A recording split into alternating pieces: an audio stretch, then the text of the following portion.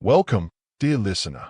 Tonight we step softly into the sands of ancient Egypt, where myths and stories once guided people through the mysteries of life, death, and the worlds that lay beyond. This journey will not be rushed. It will unfold gently, like the slow course of the Nile under the moonlight, carrying with it tales of strange and unsettling beings. These are not simply monsters in the sense we think of them today.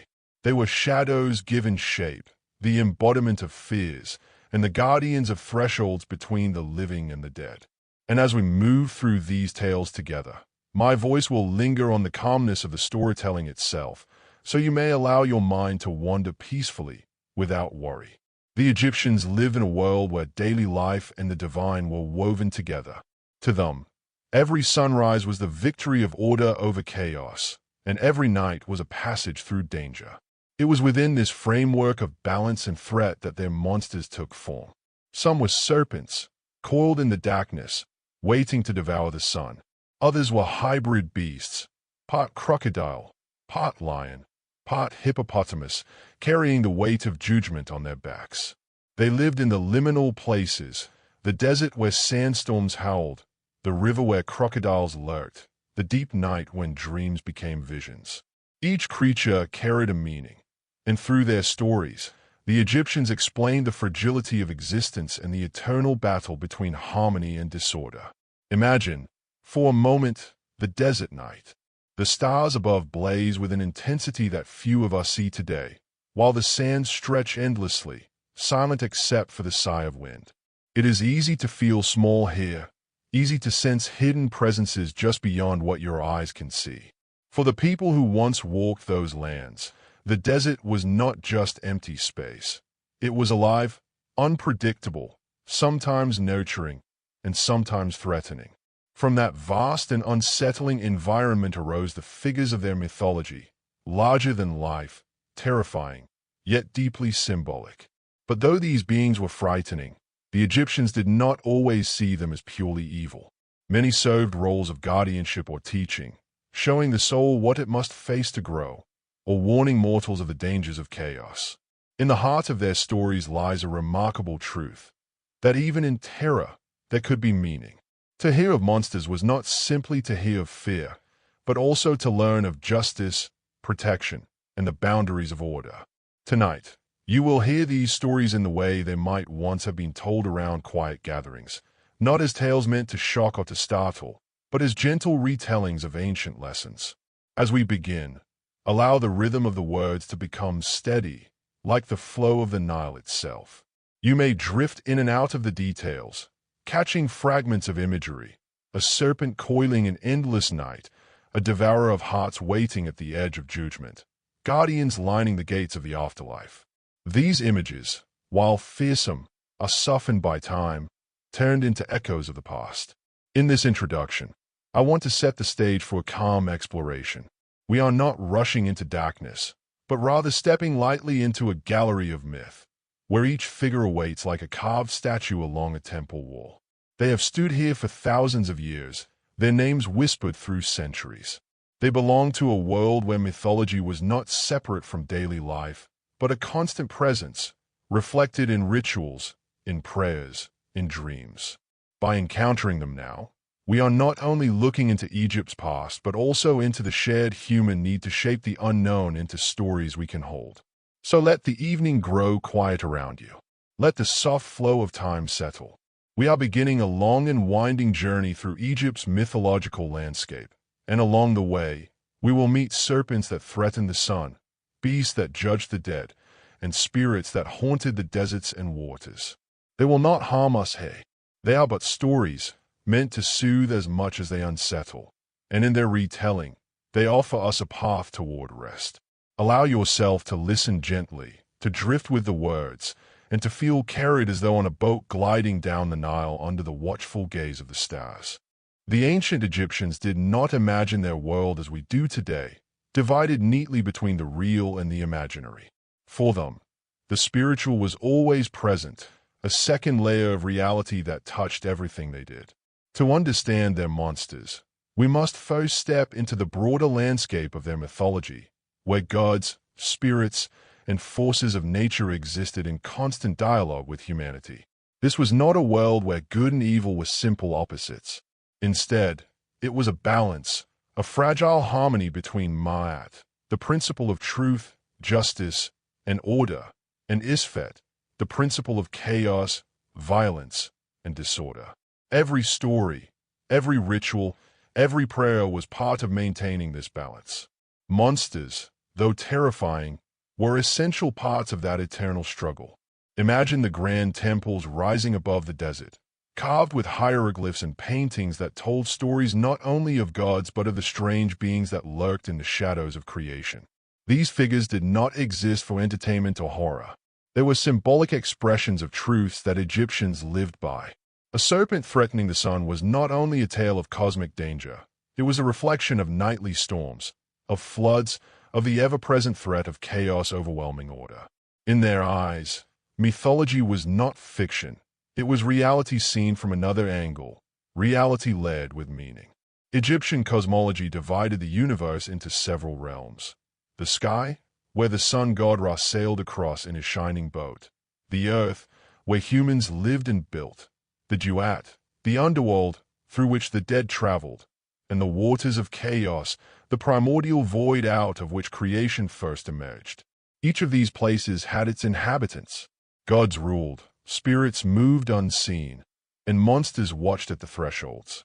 To live in Egypt was to live within this cosmic structure, always aware that unseen powers were close at hand. The Nile itself, central to Egyptian life, was not just a river but a divine artery, a living force. Its flooding brought fertility, but it also carried crocodiles, dangerous currents, and the unknown depths of its waters. The desert, stretching endlessly in every direction, was not empty. It was the realm of storms, mirages, scorpions, and dangers that could swallow a traveler whole. In such a world, it was natural to imagine guardians, serpents, demons, and hybrid creatures who embodied these dangers and gave them shape. Monsters were not abstractions. They were the logic of nature and fear made visible. At the heart of Egyptian thought was the concept of the journey. Life itself was a journey toward death, and death was a passage into the afterlife. Along this path were obstacles, tests, gates, and beings who had to be faced. Monsters, in this sense, were part of a map. They marked the places of difficulty, the thresholds one must pass through to reach peace. Though they frightened, they also gave structure. Without them, the path would have been formless, and the lessons of the soul would have been unclear. One of the most striking things about Egyptian mythology is the way monsters served dual purposes. Some were forces of chaos, like Apep, whose existence was a direct challenge to creation itself. Others, like Ammit, terrified the soul but also ensured justice by devouring only those who had failed the test of the heart. Many hybrid creatures of the Duat were not intended to destroy the worthy, but to guard sacred gates against the unprepared. This mixture of fear and reassurance runs throughout the mythology, reflecting the Egyptians' view that even terror has its place within order. The role of monsters also tied closely to the gods. Gods like Ra, Osiris, and Horus often confronted these beings, fighting to preserve Ma'at against Isfet. In this way, the struggles of divine beings mirrored the daily struggles of human life. Just as farmers fought against drought or floods, so too did Ra fight against Apep. Just as communities strove to uphold fairness and law, so too did Osiris and the gods of judgment ensure balance in the afterlife. Through stories of monstrous beings, Egyptians found reassurance that their struggles were mirrored in the cosmos, that they were part of a larger pattern. It is important to understand, too, that these myths were not told with the intention of frightening children before bed or thrilling audiences with tales of terror. They were sacred stories, passed down through temple walls, funerary texts, and ritual chants. To speak of Apep, of Ammit, or of the guardians of the Duat was to speak of realities that touched every soul. They were terrifying, yes, but also familiar, integrated into the rhythm of daily belief. A person living thousands of years ago might have carried an amulet inscribed with spells to ward off such beings, or recited prayers that called upon protective gods to keep monsters at bay. As you picture this mythological landscape, imagine yourself standing within a temple at dusk. The torches flicker on carved stone walls. Painted figures of gods and demons stare back at you with unblinking eyes. Each image is more than decoration. It is a key to understanding a universe alive with meaning. Outside, the desert wind sighs across the sands. Inside, the chanting of priests reminds you that life is fragile, that chaos is near, and that only through balance, order, and reverence can one hope to endure. This was the world in which Egyptian monsters lived, not apart from daily existence but woven into its fabric. They were part of the rhythm of life, death, and the eternal cycle of rebirth. To the Egyptians, acknowledging these beings was a way of acknowledging the ever-present possibility of disorder, and at the same time, affirming the power of order to overcome it. Their monsters were frightening, yes, but they were also necessary, symbols of the edges of existence, reminders of what lay beyond, and guardians of truths too vast for ordinary sight. As our journey continues, we will move closer to these beings, one by one, meeting serpents that coil through darkness, guardians that test the courage of the dead, and hybrid beasts that stare out from the thresholds of eternity. For now, hold on to the sense of balance that lies at the core of their world. Fear and order, darkness and light, chaos and harmony. It is within this delicate balance that the monsters of Egyptian mythology take their place. When we look at Egyptian mythology, it becomes clear that much of its richness was inspired by the natural world around the people of the Nile. The land they lived in was unlike any other, a narrow green valley of life pressed between two endless seas of sand, with a great river itself flowing like a ribbon of survival. The environment shaped their imaginations, and the creatures they feared or revered often came directly from the landscapes they encountered every day.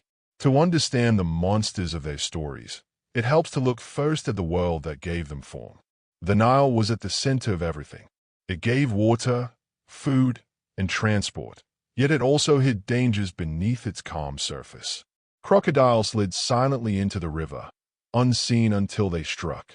Hippopotamuses, massive and unpredictable, lurked near the banks and could overturn boats or trample fields. Even the river's annual flooding, though essential for farming, could arrive too forcefully, drowning crops and homes. It is no wonder that such creatures and forces became the inspiration for myths of monstrous beings. Great crocodiles with divine power, hybrid beasts with jaws like lions and teeth like hippos, or serpents as long as the river itself. Each myth was not a flight of fancy but a reflection of real dangers translated into symbols of cosmic importance. The desert, too, provided endless inspiration. To those who lived close to the Nile's fertile banks, the desert was a realm of uncertainty. Travel far enough into its dunes and one faced searing heat, sandstorms that blinded the eyes, and the ever-present threat of scorpions and snakes. It was a place of emptiness, where mirages teased the weary traveler and where death could arrive silently, without warning. This emptiness became associated with chaos, the very principle of Isfet, and the creatures imagined to dwell in the sands took on frightening forms. Some were spirits of the dead who wandered restlessly. Others were monstrous beasts loyal to the god Seth, the lord of storms and desert wilderness. The Egyptians saw the desert as a space of danger and disorder, and so it was natural for them to populate it with monsters that carried these qualities. The skies themselves were no less inspiring. Every morning, the sun rose over the horizon, reborn after a perilous journey through the underworld. At night, the heavens revealed countless stars, many of which were seen as gods, guardians, or spirits. The great serpent Apep, who threatened to swallow the sun, was a reflection of the fear that each dawn might not come, that chaos might finally win. Storms, rare but powerful, were understood as cosmic battles raging above, battles that could summon beings of fearsome strength. To the Egyptians, even the heavens were alive with the possibility of monstrous forms. It is fascinating to consider how the Egyptians looked at the world differently than we do now. When they heard the hiss of a snake in the dark, they did not think of biology or chance. They thought of gods and demons. A snake could be a messenger of divine will, a protector, or an embodiment of chaos. When they saw a crocodile slip into the water, they were reminded of Sobek, the crocodile god, who held within himself both protection and destruction. When sandstorms roared through the desert, they heard the voice of Seth, bringing disorder. Each moment of nature's unpredictability was a reminder of forces larger than themselves, and these forces became woven into their mythology of monsters. The relationship between humans and animals in Egypt was one of deep respect and fear. Animals were not only companions or threats. They were sacred reflections of divine powers. Cats, lions, ibises, falcons, all carried spiritual significance. But those animals that posed great danger inspired stories of terrifying power. The crocodile, with its ancient eyes and crushing jaws, was one of the most dreaded creatures, and yet it was revered as a god who could protect the pharaoh. The hippopotamus, a danger to boats and farmers alike, gave rise to monstrous forms in mythology, sometimes as symbols of destructive chaos. Even the lowly scorpion, small but deadly, became part of myth in both terrifying and protective forms. In this way, the Egyptians blurred the line between the natural and the supernatural. They did not separate myth from daily life. The creatures that haunted their stories were never far from the creatures they encountered in the world. The monsters were extensions of nature's unpredictability, made larger than life through story, ritual, and imagination. To live in Egypt was to live in constant relationship with this environment, an environment both generous and harsh, nurturing and threatening. There is a quiet wisdom in this way of seeing the world. Instead of denying fear, the Egyptians gave it form. Instead of ignoring the dangers of crocodiles, storms, or deserts, they told stories that placed those dangers into the structure of the cosmos. By imagining monsters, they could name and understand the forces that otherwise seemed beyond control. Each story helped them feel that they were not helpless but part of a balance, part of an order that endured even when chaos threatened. As you rest with these thoughts, picture the wide Nile at night, its surface shining with reflections of the moon and stars. Picture the stillness of the desert beyond, stretching to the horizon, quiet but heavy with unseen dangers. Within this landscape, the myths of monsters began, rooted in nature yet reaching into the divine. This was the stage on which Egyptian stories of serpents, devourers, and guardians were told. They were not separate from life, but born from the very world in which people lived. And as we move deeper into these myths, we will see how the natural fears of Egypt became the terrifying but meaningful beings that populated their stories. Apep, also known as Apophis in Greek accounts, was perhaps the most feared monster in all of Egyptian mythology. He was not just a creature lurking in dark corners or haunting lonely travelers. Apep was something far greater. He was the embodiment of chaos itself, the eternal enemy of light and order. The Egyptians imagined him as a colossal serpent, so vast that his coils could span the horizon. He dwelled in the endless waters of darkness, waiting for the sun god Ra to pass by each night so that he might rise up and strike. To understand Egyptian monsters, we must first pass through the shadow of Apep, for he was not simply a beast but a symbol of the ultimate terror, the collapse of creation itself. Each night, Ra, the great sun god, sailed in his solar bark through the underworld. By day, he rode across the sky, bringing warmth and life to the earth. But when the sun set, Ra descended into the Duat, the mysterious underworld, where his journey continued in darkness. It was here, in this nightly passage, that Apep waited. The serpent coiled among the waters of the primordial chaos, ready to swallow the light and bring the world to an end.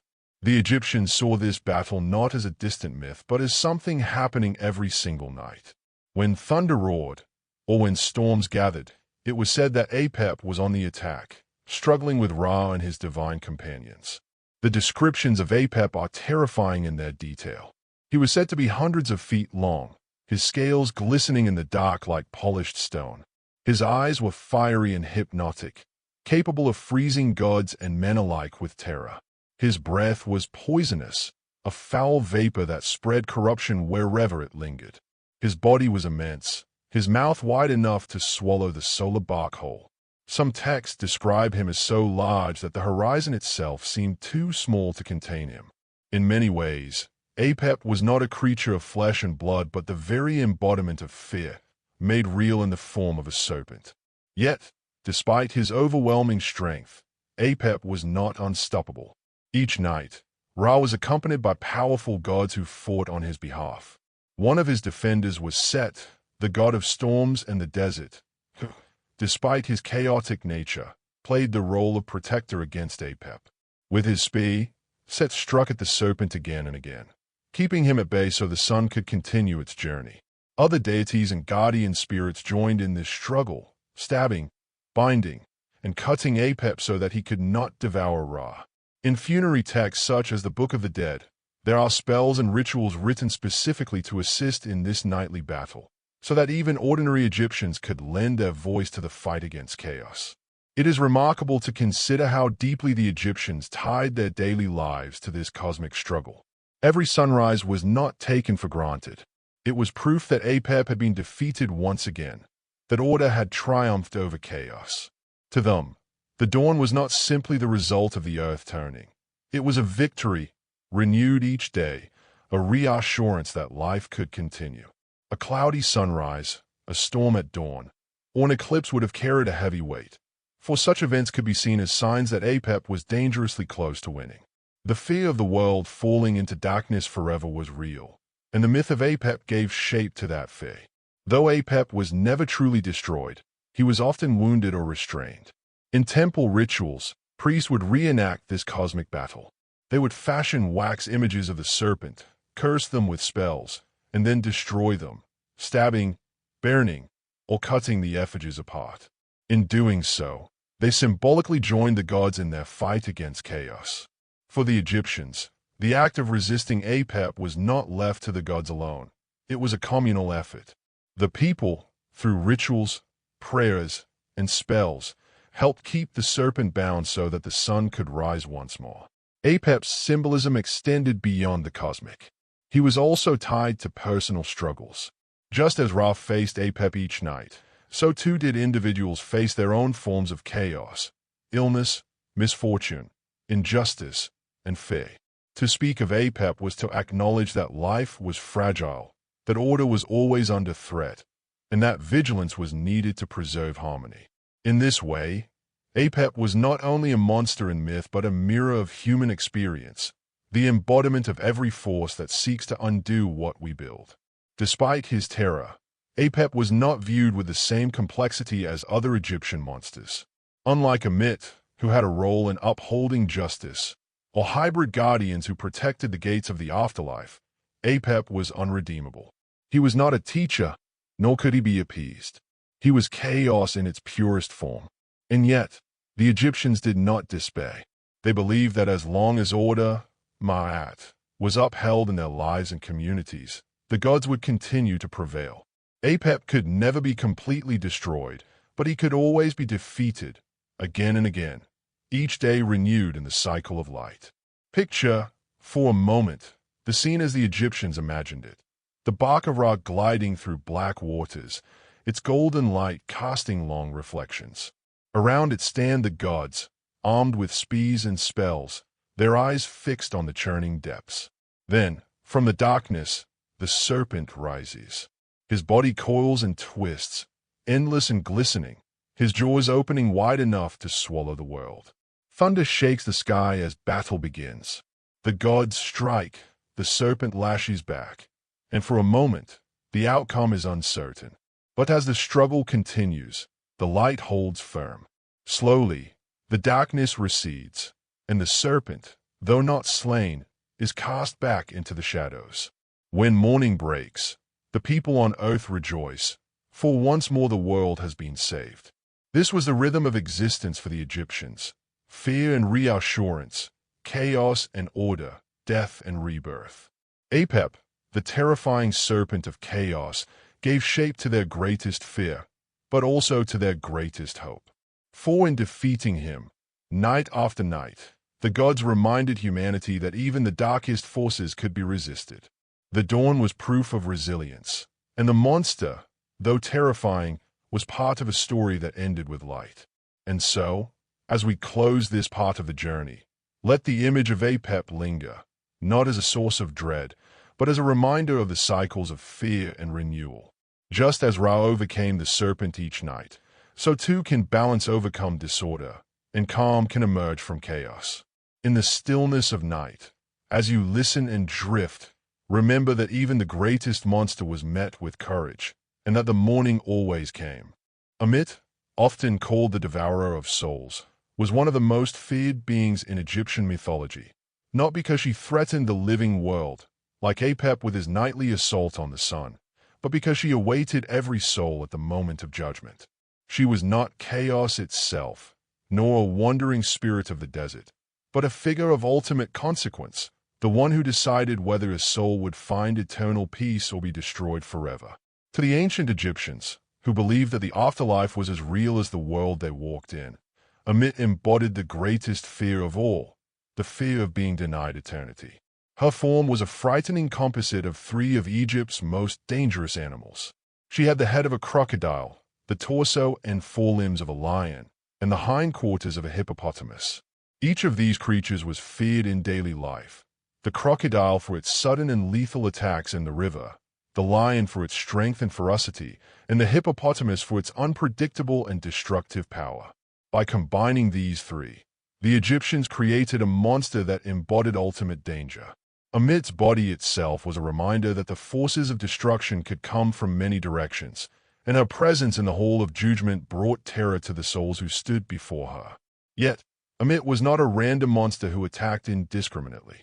Her place was at the side of Osiris, the god of the afterlife, in the Hall of Two Truths. Here, every soul faced the weighing of the heart ceremony. The heart of the deceased was placed upon a scale and weighed against the feather of Ma'at, the symbol of truth and divine order. If the heart was pure, balanced with truth, the soul was allowed to pass into paradise, the field of reeds, where eternal joy awaited. But if the heart was heavy with wrongdoing, lies, and chaos, it tipped the scale. And waiting beside the scales, patient and silent, was Ammit. For the guilty soul, there was no escape. The moment the scales revealed corruption, Ammit struck. She devoured the heart, consuming it whole. And with that act, the soul was annihilated. This fate was worse than torment. Unlike other traditions that imagined eternal punishment, the Egyptians feared something far more final, non-existence. To be devoured by Ammit meant to vanish, to lose the chance of immortality, to be forgotten forever. For a culture that placed immense value on legacy, memory, and the continuation of the soul, this was the ultimate terror. Still, Ammit was not seen as evil. She was a servant of justice. She did not hunt the innocent or chase the living. She existed only in the Hall of Judgment, and her role was clear, to remove those who had failed to live in accordance with Ma'at. In this way, she was a necessary figure in the cosmic balance. Without her, injustice might pass unpunished, and the afterlife might become corrupted. While terrifying, her presence reassured the Egyptians that truth would prevail, and that the wicked could not escape the consequences of their actions. Imagine standing in that great hall, your heart placed upon the scales. The gods watch in silence. Thoth, the scribe, records every detail. Osiris sits upon his throne, his face calm, his eyes unreadable. And there, at the edge of the chamber, Ammit crouches. Her crocodile jaws open slightly, her sharp teeth gleaming in the flickering light. Her lion's body ripples with power, and her hippopotamus legs press against the ground as though ready to spring. She waits, and she will wait as long as it takes. If your heart proves true, she will remain still, silent, almost forgotten. But if your heart falters, she will rise in an instant, and your soul will be lost forever. The Egyptians feared this outcome, but they also found comfort in it. For those who lived in accordance with Ma'at, honest in their dealings, respectful of gods and community, Ammit was no threat at all. In fact, she was irrelevant, a shadow that never touched them. Only those who lived in chaos had reason to fear her jaws. In this way, Ammit was both a monster and a protector. She guarded the afterlife from corruption, making sure that paradise remained a place only for the righteous. Her image appeared in funerary texts, painted alongside the scales, a reminder of the seriousness of judgment. Her presence was not meant to frighten the faithful, but to encourage them toward virtue. For the Egyptians, every action in life carried weight. Lies, cruelty, and selfishness did not simply disappear when one died. They followed the soul into the afterlife, where they could tip the scales against you. In this sense, Ammit was not just a monster of myth but a constant presence in daily life, the silent reminder that every choice mattered. Unlike Apep, who symbolized unending chaos, Ammit's work was final. She did not fight night after night. She did not return once she had consumed a soul. She represented the end of a path, the closing of a door. To be devoured by her was to be erased. Yet even in this finality, there was meaning. By existing, Ammit reminded all Egyptians that immortality was not guaranteed. It had to be earned through truth, balance, and respect for the order of the world. As you let this story settle, imagine the hall once more, quiet and vast, its air heavy with judgment. Ammit crouches at the side, silent, waiting, her monstrous body still. She is both terrifying and strangely reassuring. For the pure of heart, she is powerless, a beast with no role to play. For the corrupt, she is justice itself, swift and absolute. In her jaws lies both fear and order, both destruction and balance. The Egyptians may have feared her, but they also depended on her presence. For without her, there could be no certainty that justice ruled in the afterlife. She was a monster, yes, but a monster that kept the cosmos whole. And so, in the stillness of the night, her name lingers as both warning and reassurance. Ammit, the devourer of souls, forever guarding the threshold between eternity and nothingness. Deep within the vast and mysterious underworld of Egyptian belief, the duat, there were countless guardians who stood between the soul of the deceased and its final destination. Unlike Ammit, who waited silently at the moment of judgment, the guardians of the duat were stationed throughout the perilous journey itself. Their presence transformed the afterlife into a labyrinth of trials, a place where the soul could not simply drift along toward paradise, but had to prove its worth again and again. These guardians were not all terrifying monsters, but many took fearsome forms designed to intimidate, to test, and to separate the worthy from the unworthy. The duat itself was imagined as both a landscape and a passage. It was filled with rivers of fire, lakes of boiling water, fields of reeds, and caverns of shadow. The soul had to pass through gates, doors, and portals, each one guarded by a being whose very nature was a riddle. Some guardians were serpents with flaming eyes. Others were towering figures with knives for teeth or claws sharp enough to rend stone. Some were hybrid beasts with the heads of jackals, crocodiles, or birds of prey. To the Egyptians, each of these forms symbolized both danger and protection. The guardians were not chaotic like Apep, nor devouring like Ammit. Instead, they were part of the divine order, set in place to ensure that only the prepared and the virtuous could pass. At every gate, the soul of the deceased was expected to recite sacred words. These were spells drawn from the Book of the Dead or from earlier funerary texts carved upon tomb walls or inscribed on papyrus scrolls buried with the body. Without the correct words, the guardian would not allow passage. In this way, knowledge became as important as purity of heart. The Egyptians believed that to be truly prepared for the afterlife, one had to study and remember these incantations, much like a traveler preparing for a long and dangerous voyage. Forgetting a word, stumbling in memory, or approaching unprepared could mean being barred forever, or worse, being torn apart by the very monster standing guard. One of the most famous guardians was a giant serpent named Rerek. His coils were said to be covered in fire, and his breath could burn a soul into ash.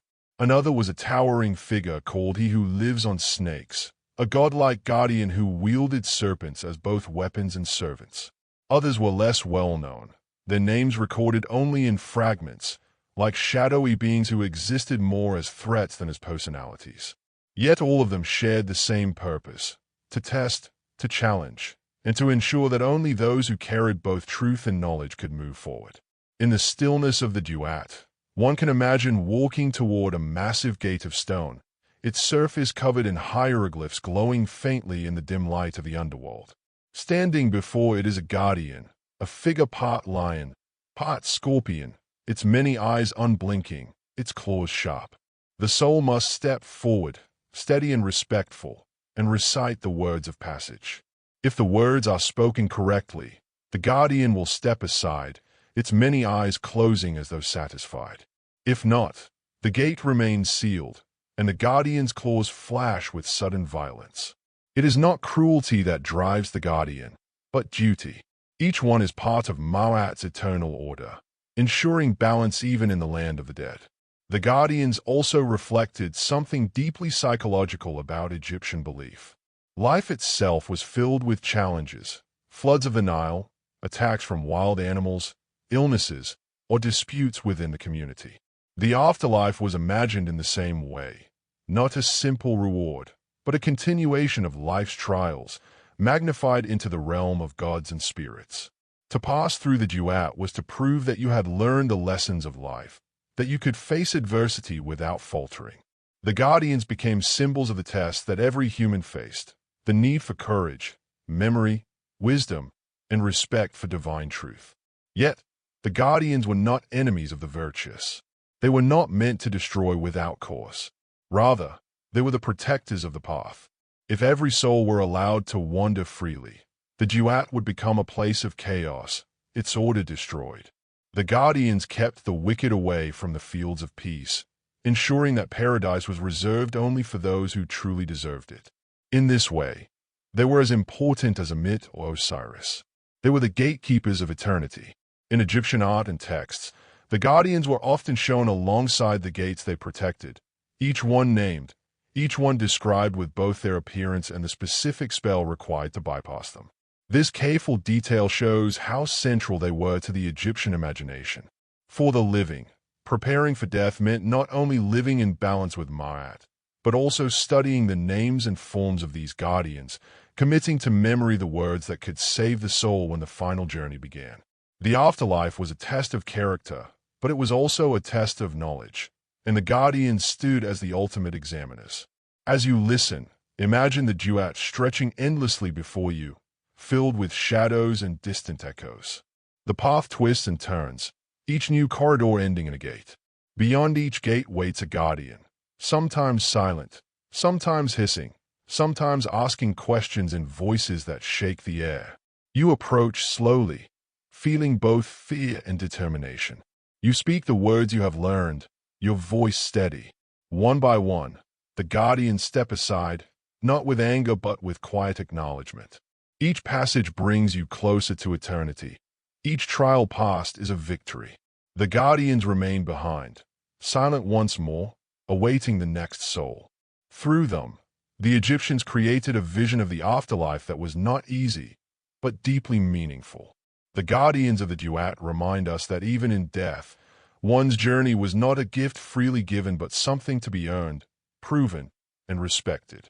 They were monsters, yes, but also protectors of truth, eternal watchers who made sure that paradise was never cheapened by unworthy souls. In their shadowy, terrifying forms, the Egyptians found both fear and reassurance, a sense that order was preserved, even in the depths of the underworld. Serpents in Egyptian mythology were far more than simple animals. They were living symbols, creatures that embodied both terror and protection, destruction and healing.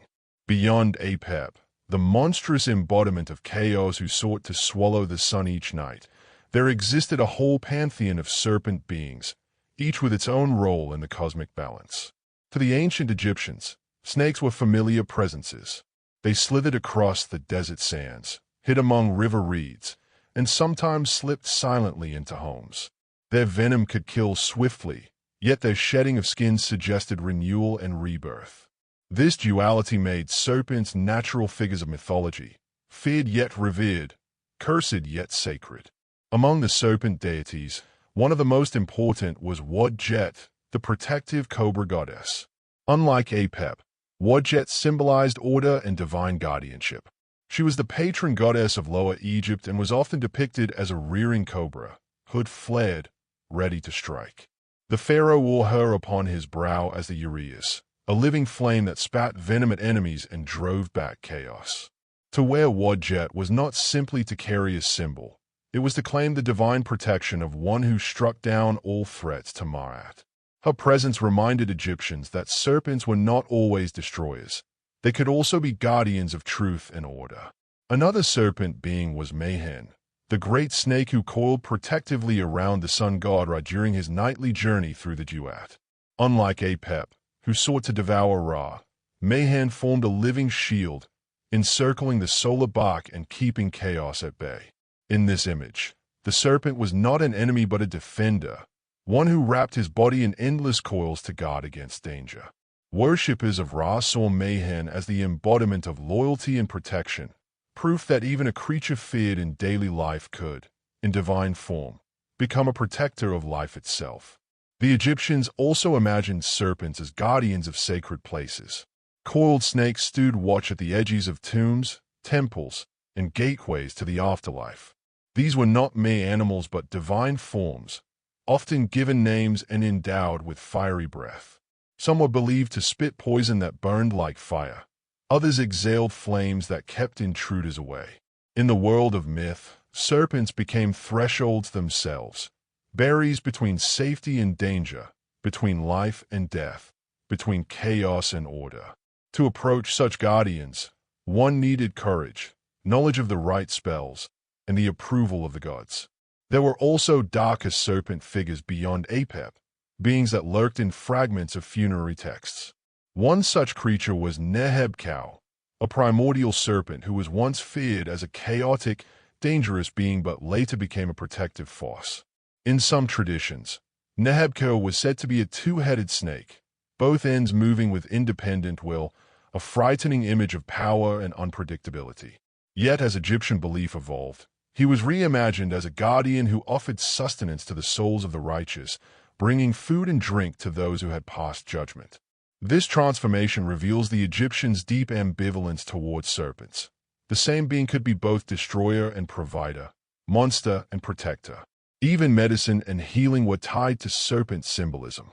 Venom was deadly, but it could also be imagined as a source of strength or cure when controlled by divine hands. Certain snake deities were invoked in spells for healing, their poison transformed into power against illness. In this way, serpents came to represent the thin line between harm and protection, between death and recovery. To call upon them was dangerous, but also potentially life-saving. When we imagine the duat, filled with shadow and fire, serpents appear at every turn. Some are monstrous, hissing and snapping, their bodies as long as rivers. Others lie still, coiled protectively around the solar bark, their scales shimmering in the darkness. For the soul traveling through this realm, serpents could be either enemies to fear or allies to trust. Knowing which was which, and speaking the right words to each, was essential for survival. The Egyptians carried this reverence into their art and ritual. Serpents were carved into amulets, wrapped in gold and placed upon the dead to offer protection. The image of the rearing cobra was painted upon walls, placed at the entrances of temples, and set upon crowns. Yet at the same time, serpents appeared in fearful tales of attacks upon gods and mortals alike. This contradiction was not a flaw in belief but a reflection of reality. Serpents were both dangerous and necessary, both threats and guardians. In many ways, the serpent deities represent the heart of Egyptian mythological thinking, a recognition that the world is made of balance. No creature was wholly good or wholly evil. A snake could kill, yet it could also guard a god. A venomous bite could end life, but it could also inspire healing. A monstrous serpent like Apep could threaten the sun itself, yet another serpent like Mayhen could ensure the sun's survival. Each serpent was part of Ma'at's great order, and each reminded the Egyptians that life and death, chaos and harmony, were always intertwined. As you let your mind wander, imagine drifting along the waters of the underworld. The river is dark, its surface broken only by the shimmer of torchlight from Razbak. Around you, serpents move silently. Some are vast and threatening, their scales gleaming with fire. Others coil protectively, their bodies forming shields against unseen dangers. Their hissing fills the air, not always hostile but ever present. You realize that these creatures are not simply enemies or allies. They are the embodiment of balance itself, the reminder that the journey through life and death is always guarded by both danger and protection. The serpents beyond Apep may have been terrifying, but they were also necessary. They stood at the gates of temples. They protected the sun god. They adorned the brow of pharaohs. They were symbols of both mortality and eternity, of fear and reverence. To the Egyptians, they were not just monsters but essential pieces of the cosmic order, proof that even the most feared creature could hold the power of both destruction and salvation. The Egyptians imagined the journey through the night as far more than a simple passage. For the sun god Ra, descending into the duat each evening meant facing countless dangers. Among these dangers was an entire host of beings that scholars often describe as the demon army of the night. These creatures were not random spirits, but organized forces of terror, guardians, tormentors, and enemies of order, stationed throughout the underworld. To the ancient Egyptians, this army symbolized the overwhelming presence of chaos, ever ready to surge forward if not constantly held in check by gods, guardians, and the prepared souls of the dead. The demon army was vast and varied, with countless beings taking different forms. Some appeared as hybrids of animals and humans, their features exaggerated into monstrous shapes. Others were shadowy figures without clear form, like living darkness armed with claws. There were creatures with knives for teeth, with heads of serpents, scorpions, or falcons, and others with flaming eyes that burned through the gloom of the duat. To encounter them was to step into a realm where nightmares took shape and became real, each one more terrifying than the last. Yet these demons were not necessarily chaotic in the same sense as Apep. Many served as guardians of the duat, enforcing the trials that a soul must pass. They tested not only courage, but also knowledge. The deceased had to know the correct spells to address them, the right words to pacify their rage, or the sacred names that forced them to step aside. Without these spells, the demons would tear apart the soul or cast it into eternal shadow. Thus, they were not simply monsters. They were part of the cosmic system of judgment. Their terror was balanced by purpose. Imagine the soul approaching one such band of demons. They stand at the edge of a river of fire, their eyes glowing like embers. One carries a blade fashioned from stone, another hisses with the head of a cobra, while others crouch like jackals, ready to spring. The air is heavy with menace. Yet the soul does not fight them in the way we might imagine a warrior fighting enemies. Instead, the soul speaks words of power, phrases learned from the Book of the Dead, syllables resonant with truth. The demons falter, recognizing the authority of divine words, and step back. In this way, the deceased passes unharmed, not by strength of arms, but by strength of memory and virtue. These beings were also tied to the daily rebirth of the sun. Every night, Ra's solar bark was attacked by Apep, but the demon army often acted as his allies, surging forward to block or weaken Ra's defenses. In some traditions, they represented the chaotic forces that accompanied Apep in his endless rebellion against order. In other traditions, some demons served as challenges placed by the gods themselves, meant to test Ra's might and the strength of Ma'at. Whether as enemies or guardians, they filled the duat with danger, turning the nightly voyage into a cosmic battle against overwhelming odds. The Egyptians often named these demons in their texts. Their names themselves were terrifying: he who lives on blazing fire, cutter of heads, eater of shadows. Each name carried not just a description, but a spell of recognition. To know the name of a demon was to hold power over it. If the soul remembered the names, the demons could not harm them.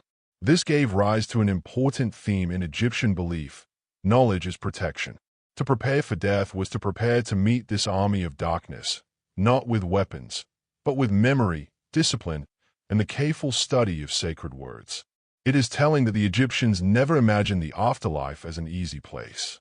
Paradise, the field of reeds, existed, but only for those who proved themselves. Before it lay this army of horrors, stationed at gates, rivers, and caverns. For the ordinary Egyptian, the thought of facing these beings was both terrifying and motivating. It encouraged them to live a life of truth and to ensure proper funerary preparations, so that they might carry the right spells into the afterlife. The demons were frightening, but they were also reminders of the seriousness of existence, proof that eternity was not won lightly. Picture drifting through the dark passages of the duat, the walls pressing close, the silence broken only by distant growls and hisses. Suddenly, shapes gather ahead. Dozens of figures crouch in the gloom, their bodies twisted, their eyes reflecting a cold light. They move in unison, a host of shadows, an army stretching farther than sight. Your breath catches, but then you remember the words inscribed upon the papyrus buried with you. You whisper them, softly at first, then stronger. The demons pause, their shapes dissolving like smoke. You step forward, past them, into deeper shadow. This imagery reveals why the Egyptians could drift into sleep hearing these tales. The demons, while terrifying, represented obstacles that could be overcome. They were frightening, yes, but they also reassured listeners that order could triumph over chaos, that knowledge and truth could conquer fear. The army of the night was overwhelming in its numbers, but powerless before those who prepared themselves. The message was clear. With the right words and the right heart, even the greatest terrors could be faced calmly.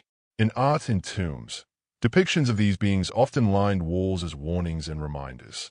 Some are shown wielding knives, others bound in chains after being overcome by divine power. Their images were not simply for decoration, but for instruction, to show the deceased what awaited them, and to remind the living of the importance of ritual, preparation, and moral life. As the night deepens, think of the duat as a vast desert where shadows gather in endless ranks. The demon army stands ready, their countless eyes glimmering in the dark. They hiss and growl, their blades gleam, and their forms shift from one shape to another. And yet, despite their terror, they are not undefeatable. The soul with knowledge, with truth in its heart and Marat as its guide, passes safely through. The demons remain behind, a restless army that will wait eternally for the next traveler, forever testing, forever guarding the path between life and eternity. The Egyptians had a unique imagination for beings that were neither wholly human nor entirely animal. Their mythology and art are filled with hybrid creatures, strange, composite monsters that combine parts of lions, crocodiles, hippos, hawks, and men into singular beings of power and terror. These hybrids reflected both the richness of Egypt's natural world and the symbolic weight that each animal carried. To create a monster with the jaws of a crocodile and the body of a lion was not random. It was a deliberate blending of traits to embody ultimate strength, fear, or divine authority. These creatures were terrifying, yes, but also awe-inspiring, reminders of how the Egyptians viewed their world as alive with symbolism.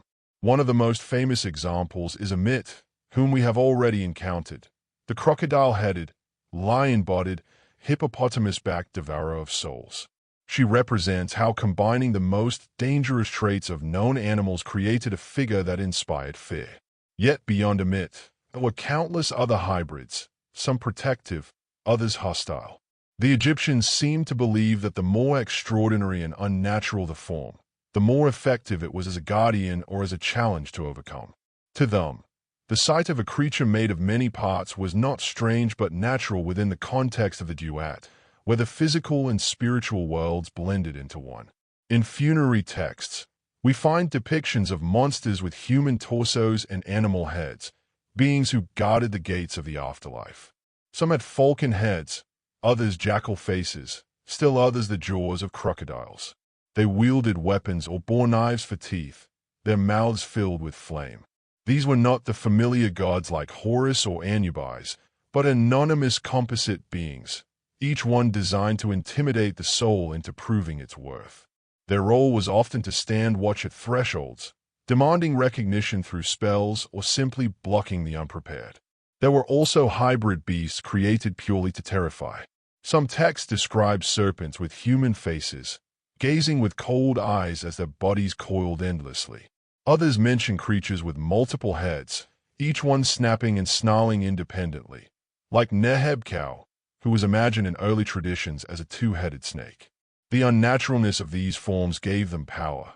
They did not fit into the ordinary order of life, and that strangeness made them all the more frightening.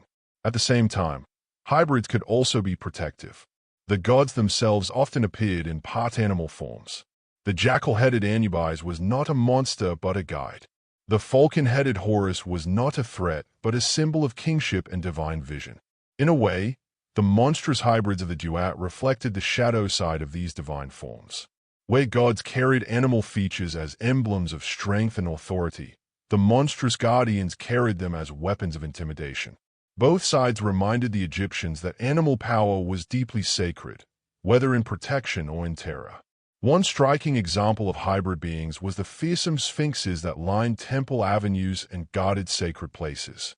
Though most people think of the Great Sphinx near the pyramids, sphinxes existed throughout Egypt in many forms. Some had lion bodies with human heads, others bore ram or falcon heads.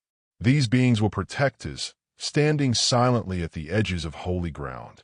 Though not always monstrous, they were part of the same imagination that combined human and animal traits into singular forms of mystery. The Egyptians understood that a creature blending man's intellect with a lion's ferocity or the falcon's sharp sight would be far more powerful than either alone. As the soul journeyed through the duat, the presence of hybrid monsters symbolized the crossing of boundaries. Life was familiar, predictable, filled with known animals and people. The afterlife, however, dissolved those boundaries, creating beings that blurred categories. This reflected the Egyptians' deep understanding that death itself was a crossing into mystery, a realm where the normal rules no longer applied. In such a place, creatures part human and part beast felt appropriate, embodying both the unknown and the awe-inspiring. Imagine yourself in the stillness of the underworld, walking along a path that twists through dark caverns. Suddenly, a figure emerges. Its body is that of a lion, muscles rippling with strength, but its head is that of a crocodile, jaws gaping wide, teeth gleaming. Its eyes glow faintly in the shadows, and you hear the scrape of its claws against the stone floor. To see such a creature would be terrifying, but for the Egyptians, it was also a test. Could the soul face the impossible, the unnatural, and still remain steady? Could it recall the words needed to pass, to speak order into the face of monstrosity? Even the grotesque could carry meaning. By combining animals into single monstrous forms, the Egyptians expressed truths about the balance of the world. The lion symbolized ferocity, the crocodile sudden violence, the hippo raw strength. Together, they made Ammit a devourer of souls. A falcon head and a human body symbolized sharp sight paired with reason. A serpent body with a human face reflected cunning intelligence combined with primal danger. These hybrids were not just terrifying shapes. They were symbols of what the Egyptians understood about the forces of life and death. In daily life, Egyptians often saw creatures that were already somewhat hybrid in nature. The crocodile, for instance, was both a land and water animal. The hippopotamus, though herbivorous, was one of the most deadly creatures on the Nile. The jackal, prowling the desert edge, fed upon corpses and thus linked naturally to death. By combining such beings, myth took natural truth and exaggerated it into supernatural forms. The monsters of the duat were not alien to Egyptian thought. They were exaggerations of realities the people already knew and respected. For those lying in tombs, listening to these stories, the hybrid beasts served a calming but humbling reminder. The afterlife was not a place to drift casually. It was a realm of mystery, of beings unlike anything in the waking world. Yet all of them, no matter how grotesque or frightening, were part of a system of order. They were there to guard, to test, and to maintain balance. They reminded the living that eternity must be owned, and that strangeness, even monstrosity, had its place in keeping truth safe. As you drift into sleep, imagine these hybrid beings not as enemies but as part of the dreamscape of eternity. They stand at thresholds, watching with glowing eyes, their bodies made of many parts. They do not chase unless provoked, nor do they destroy without reason. Instead, they wait silently, testing each traveler, demanding courage and truth. They are the guardians of mystery, The reminders that beyond life lies a realm where the familiar and the strange intertwine. For the Egyptians, these creatures were not just monsters. They were symbols of the great transition, guides through the darkness, and eternal watchers of the path to immortality. The Egyptians live in a world where gods and monsters often appeared in similar forms, figures that combine the human with the animal. At first glance, the falcon-headed Horus or the jackal-headed Anubis might seem no different from the crocodile-headed Ammit or the snake-bodied guardians of the duat. Yet for the Egyptians, there was a clear line between gods and beasts, even if both borrowed from the same imagery. Gods were beings of order, symbols of cosmic balance and protectors of truth, while monsters were embodiments of chaos, trial, and the unknown dangers of the afterlife. To truly understand the Egyptian imagination, one must see how these two kinds of beings, though visually similar, carried entirely different meanings in their culture and in the journey of the soul. Animal-headed gods were not strange or monstrous to the Egyptians. They were familiar, revered, and deeply symbolic. When Horus was shown with the head of a falcon, it was not because he was a frightening hybrid, but because the falcon was the perfect symbol of his divine qualities. Falcons soared high above the land, sharp-eyed and powerful, able to strike with precision. For a god of kingship, vision, and protection, the falcon's traits were fitting. Similarly, Anubis bore the head of a jackal not because he was grotesque, but because the jackal was naturally associated with cemeteries and death. Jackals prowled the desert edges where graves were dug, and their presence became linked with guardianship over the dead. By adopting the jackal's head, Anubis was not a monster but a guide, watching over souls and ensuring the proper passage into the afterlife. This was the great distinction. Gods carried animal traits as emblems of power, clarity, and protection. Monsters, on the other hand, were distortions, exaggerations, or combinations of traits meant to unsettle and challenge. Where gods were whole and purposeful, monsters were often chaotic mixtures. Take Ammit as an example. She combined the crocodile, lion, and hippopotamus not to symbolize protection, but to embody terror.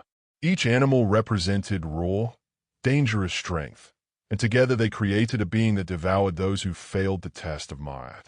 Unlike Horus or Anubis, she offered no guidance and no mercy. Her role was to destroy and to intimidate, and her form reflected that lack of balance. The visual similarity between gods and monsters carried a deeper meaning for the Egyptians. It reminded the soul that the boundary between order and chaos was thin. In the duat, a traveler could not rely on appearances alone. Just because a being had the head of an animal did not mean it was a god. One had to learn the difference, to recognize which figures offered protection and which demanded courage to face. This reflected a truth the Egyptians knew well. Life itself was a balance between order and disorder, between harmony and danger. The imagery of animal-headed beings kept that lesson ever present. Texts such as the Book of the Dead emphasize this distinction clearly. Gods are invoked by name, their forms known and respected, their powers requested to protect the soul.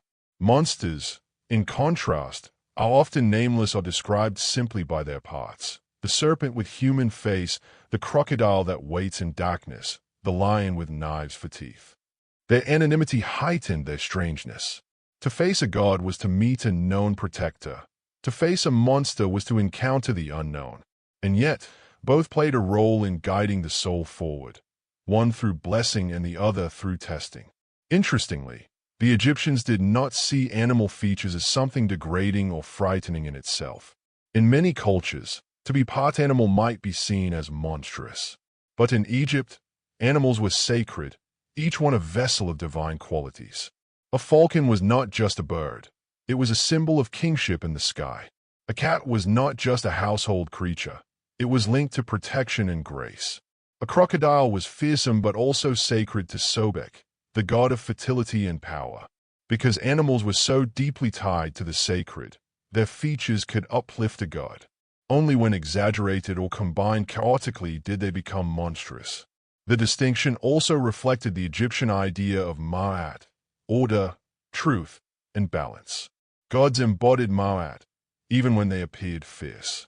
Monsters represented Isfet, the opposite of Ma'at, disorder, chaos, and destruction.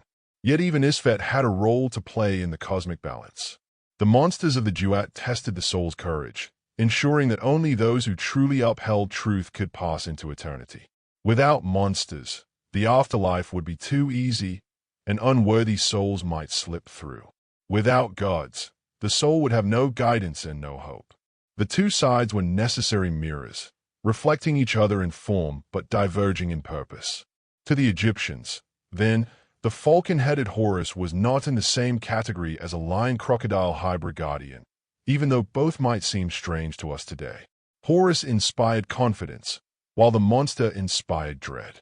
Anubis, with his jackal face, brought comfort in the burial chamber, while the snake-headed beings of the underworld brought fear in the caverns of the duat. Yet in the end, both led the soul along the path it had to take, one through guidance, the other through trial. When one imagines the journey of the dead, the distinction comes alive. A soul drifts through the duat, coming first upon Anubis, who leads it toward judgment.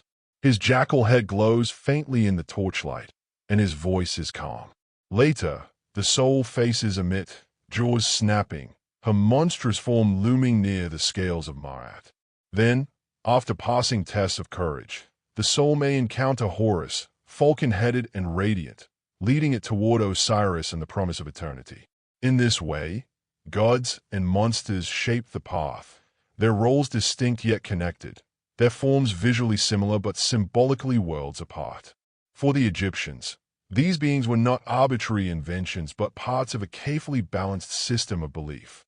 The gods reminded them of the sacred order that governed life and death, while the monsters reminded them of the dangers of failing to uphold that order. Together, they created a complete vision of the afterlife, one filled with beauty and terror, guidance and trial. To mistake one for the other would be to misunderstand the Egyptian worldview, where every animal, every form, carried meaning, and where even the monstrous had a place in the eternal balance. When we enter the Egyptian vision of the afterlife, we step into a world filled with gates, guardians, and passages that test the courage and knowledge of the soul. This realm, called the duat, was not a place of peace at first glance. It was a landscape of darkness, rivers of fire, caverns filled with shadows, and beings that defied reason. For the Egyptians, these trials were essential. They reflected a belief that eternity was not freely given but earned through endurance, wisdom, and purity. To understand the monsters of Egyptian mythology, one must see how these trials shaped the very idea of judgment after death, and how fear itself was part of the path to salvation. The Book of the Dead, often placed in tombs to guide the departed, describes these trials in careful detail. The journey was long, sometimes imagined as 12 divisions that mirrored the 12 hours of night, through which the sun god Ra himself traveled before being reborn at dawn. Each stage was filled with dangers, serpents that spit fire, gates guarded by hybrid beings, and rivers that boiled with unknown creatures. A soul could not simply walk through these realms unprepared. It had to know the right words, the correct prayers, and the names of the guardians who blocked the way. In this sense, knowledge itself became a form of protection, and memory of sacred spells was a shield against terror. The monsters that awaited travelers were not merely obstacles but reflections of moral and cosmic truths. To meet a beast with the body of a man and the head of a crocodile was not random. It symbolized the destructive nature of unchecked strength. To face a serpent whose body circled an entire cavern reminded the soul of the eternal presence of chaos. These beings were meant to evoke awe and dread, but they also reinforced the Egyptian conviction that the afterlife was not chaos without end. It was structured, organized, and purposeful, with each terrifying figure serving a role in separating the worthy from the unworthy. Perhaps the most striking of these encounters was the weighing of the heart. The soul stood before Osiris, the lord of the underworld, accompanied by Anubis and Thoth. The heart of the deceased was placed on a scale, balanced against the feather of Ma'at, the symbol of truth and harmony. To reach this moment, the soul had already endured the terror of the duat, but this final test was the greatest. If the heart was found heavy with sin, It was fed to Ammit, the devourer. To fail here was to be erased, condemned not to punishment but to nothingness. The threat of Ammit was the ultimate reminder that chaos and destruction were never far away, even at the doorstep of judgment. Yet, amid this danger, there was also reassurance. For those who had lived justly, the monsters were not invincible enemies. By speaking the right incantations, by knowing the names of the guardians, the soul could pass unharmed. Fire-spitting serpents could be calmed with words of power. The crocodile-headed guardians could be persuaded by reciting the secrets of their forms. Even the gates themselves would open when addressed with the correct spells. This reflected the Egyptian belief that order, Ma'at, always provided a path, even through chaos. The monsters of the Duat were frightening, but they were not without rules.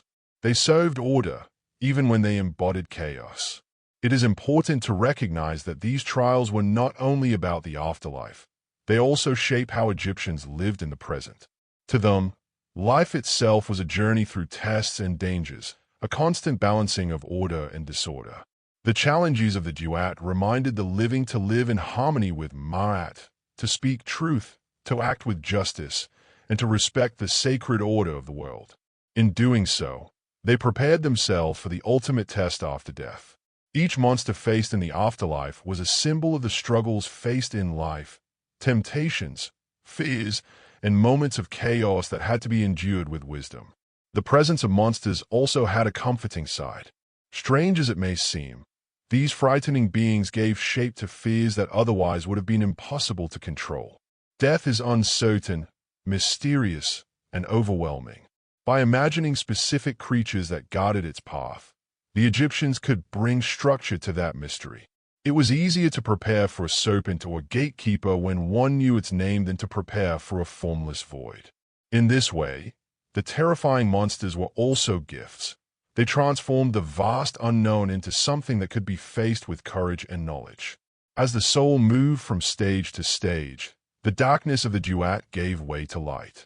Beyond the final gates, past the judgment of Osiris, lay the field of reeds, a paradise that mirrored the fertile lands of the Nile, where crops grew abundantly and life continued in peace. To reach this place was to rest forever, freed from toil and fear. Yet this reward was meaningful only because of the trials endured. The monsters, with their snarling jaws and fire-lit eyes, made the peace of the field of reeds all the more precious. When we think about these stories today, they offer us more than a glimpse of ancient belief. They speak to a universal truth, that the path to peace often requires facing fear. The Egyptians understood that monsters were not meaningless horrors. They were teachers, guardians, and reminders that truth and balance had to be proven, not assumed. By walking calmly past beasts of shadow, the soul showed its readiness for eternity. And by passing through fear, it found the deepest rest. So as you drift deeper into this story, imagine yourself as one of those souls on the journey through the Duat. The air is heavy, the torches flicker, and strange beings lurk in the shadows. Yet with each step, you find the words you need. Each guardian listens, each gate opens. The monsters glare, but they cannot harm you, because you carry the balance of Ma'at within your heart. At the end of the road, light begins to shine once more. This is the calm promise that lies behind the terror of Egyptian monsters, that after fear comes peace, and after trial comes eternal rest. In the heart of Egyptian belief, the afterlife was not an end but a continuation, a second existence that mirrored the familiar life along the Nile yet was perfected into eternity. To reach this place, the field of reeds, or Aru, was the ultimate goal of every soul. It was described as a fertile paradise, where the riverbanks stretched endlessly, crops grew without effort, and families were reunited in peace. Yet to enjoy this eternal reward, one first had to endure the dangers of the Duat, to face serpents, hybrid beasts, and shadowy guardians. The monsters of Egyptian mythology were not random terrors.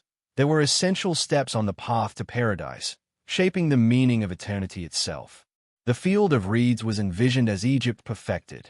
Imagine the lush green of the Nile Valley, the whisper of papyrus in the breeze, and the golden fields that never failed to ripen. In this place, the hardships of mortal life, droughts, storms, hunger, were erased. There was no fear of chaos, no intrusion of the desert, no threat from crocodiles or hippos. Life continued as it had on earth, but in a state of balance and plenty that never faded.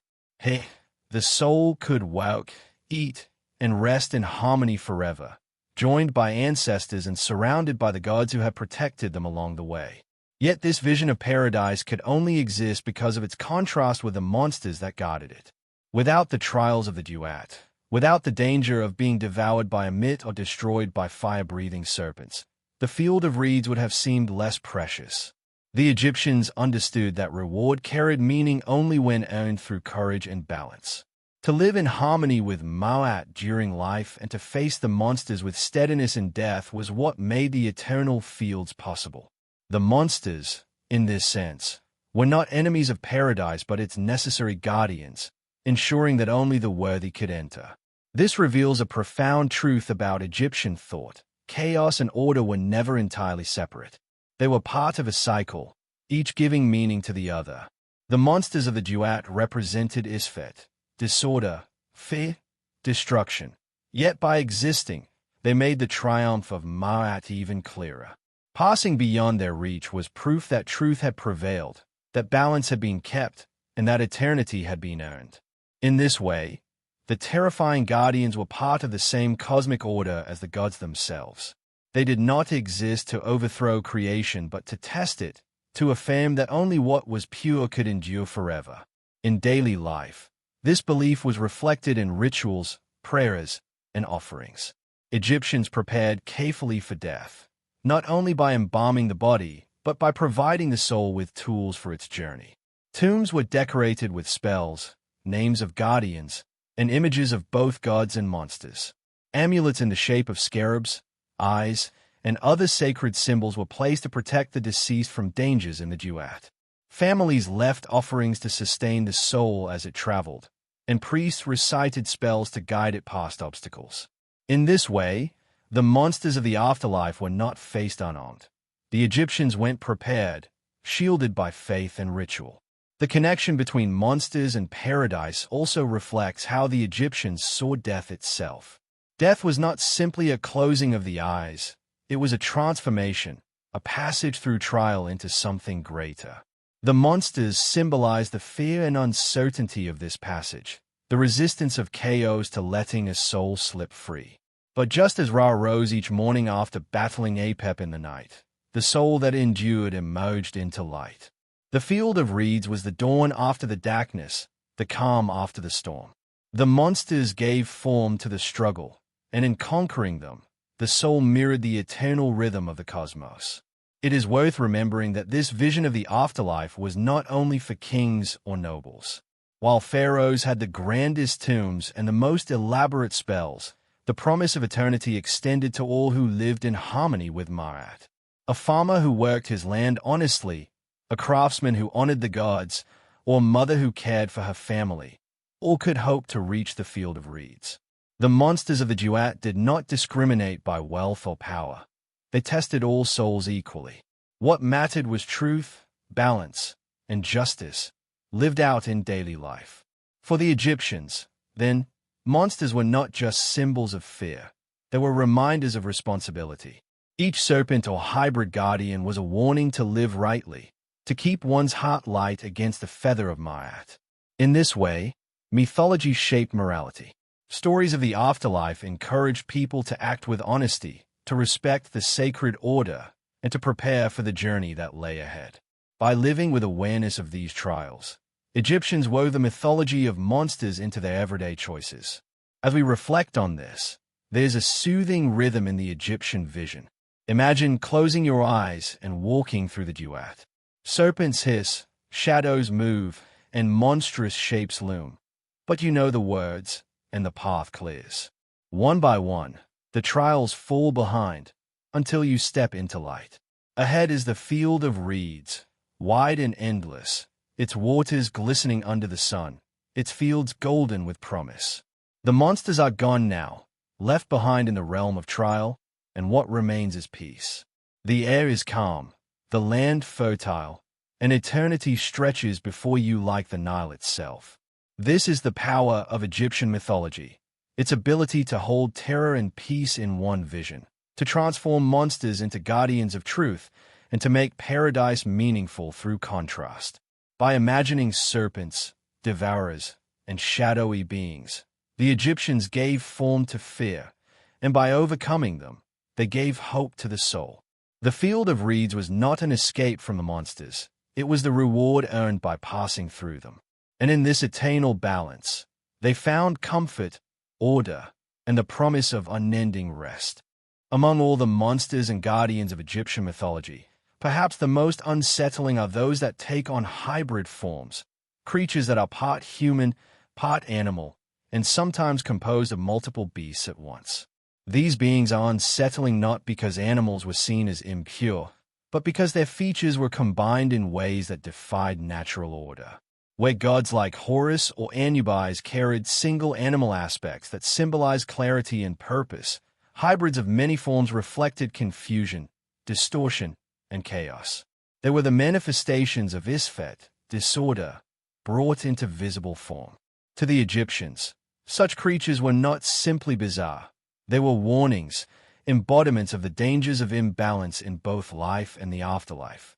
In tomb texts and funerary spells, descriptions of these hybrid beings are often brief, yet haunting.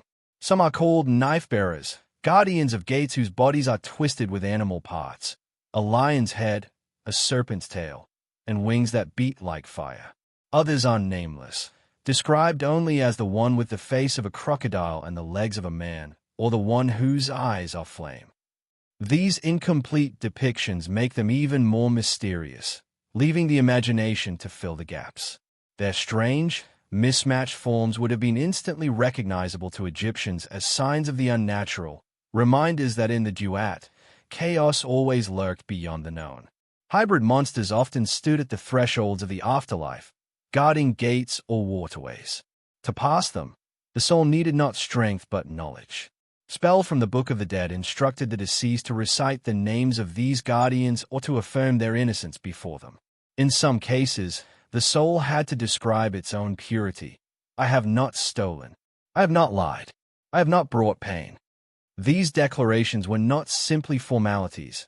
They were weapons against chaos. The hybrid monsters, frightening though they appeared, could not harm a soul who upheld truth. In this way, their strange bodies reflected their role.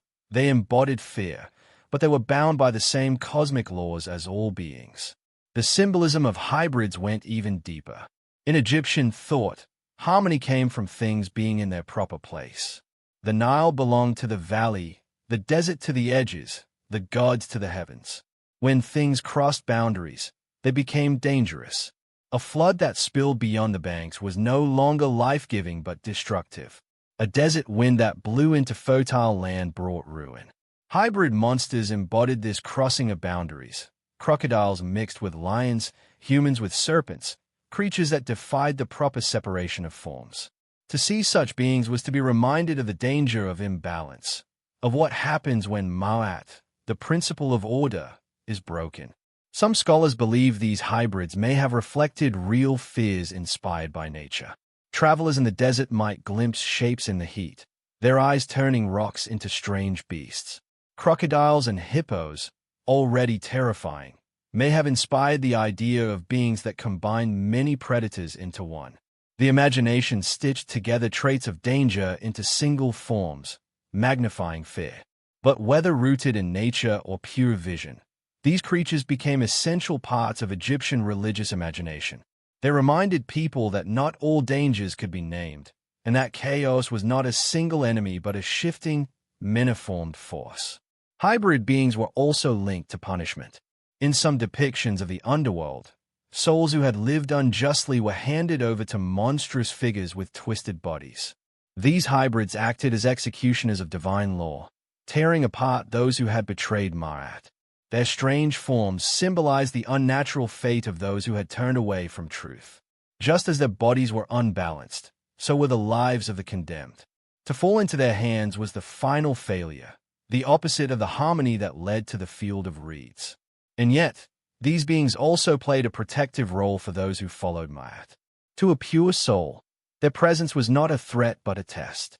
By knowing the right words, by declaring innocence, the soul could move past them unharmed. In this sense, the hybrids revealed another layer of Egyptian thought. Even the most terrifying beings had their place in the cosmic order. They were not wild, uncontrolled chaos. They were instruments of trial, reminders that truth must always be proven, not assumed. The imagery of hybrids also carried lessons for the living. Just as the soul needed to remain whole and balanced to survive the duat, so too did people need to live balanced lives on Earth. To act unjustly, to disturb harmony, was to risk becoming twisted in spirit, unbalanced in the afterlife. The strange monsters of myth were mirrors of this danger, their bodies showing in physical form what disorder looked like. They were warnings to keep one's life aligned with truth and to avoid choices that might lead to corruption of the heart. As we reflect on these hybrid monsters, we can imagine the eerie calm of the duat. A soul approaches a gate lit by torches, and before it stands a figure with the head of a crocodile, the wings of a falcon, and hands that grip blades. Its eyes glow, but it does not strike. Instead, it waits, listening for the words of the traveler. When the soul speaks with honesty, declaring itself free of sin, the hybrid figure steps aside, allowing passage. The terror fades, and the journey continues. This was the pattern of the Egyptian afterlife. Monsters confronted the soul, but truth guided the way forward. The hybrids remind us of something universal, that fear often comes from the breaking of what is familiar. When forms mix in strange ways, when order dissolves, the mind senses danger. For the Egyptians, these creatures embodied that feeling, giving it a place in myth and ritual.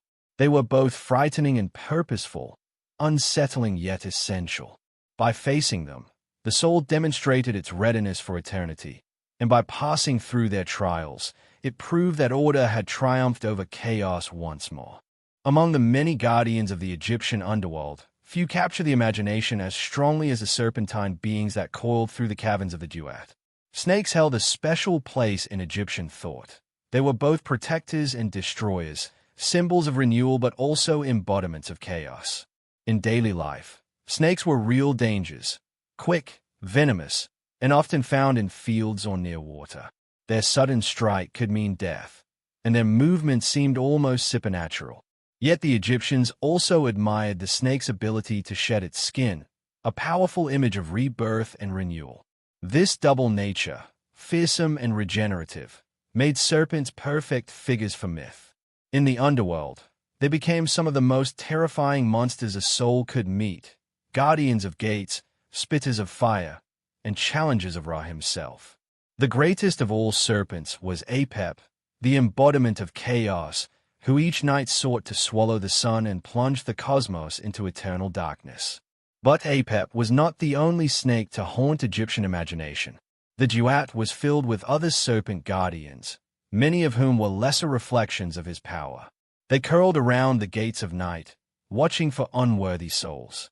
Some spat fire from their mouths, their flames scorching the darkness. Others encircled lakes or rivers of the underworld, making it impossible to cross without knowledge of their names. In many funerary texts, the deceased is warned that serpents lie ahead, waiting to coil around the unprepared traveler. These serpents were more than physical obstacles. They were tests of knowledge and purity.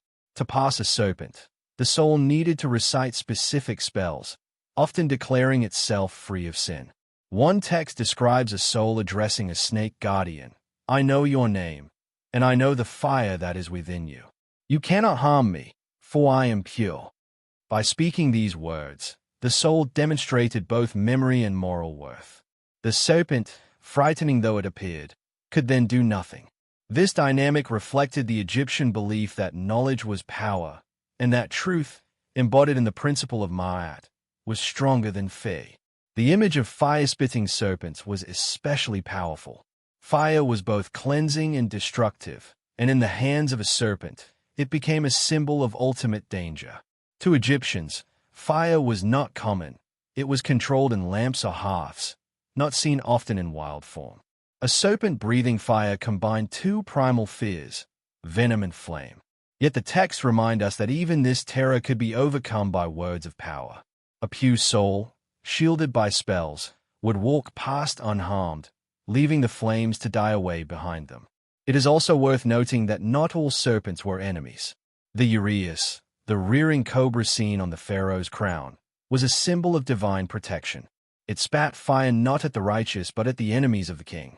In this sense, serpents mirrored the duality of Egyptian thought. The same creature could guard or destroy, protect or punish, depending on context. In life, the cobra on the king's brow defended the order of the realm. In death, serpents in the duat tested the soul's ability to uphold order within itself. Both roles were bound to Ma'at, showing that serpents were not random monsters but agents of cosmic balance. The serpentine imagery also tied closely to ideas of eternity. Just as a snake shed its skin and seemed to be reborn, the soul too was expected to pass through death and emerge renewed. In some funerary art, snakes are shown coiled in circles, their tails in their mouths. This image symbolized infinity, the endless cycle of life, death, and rebirth. Even as monsters, serpents reminded the Egyptians of this eternal rhythm.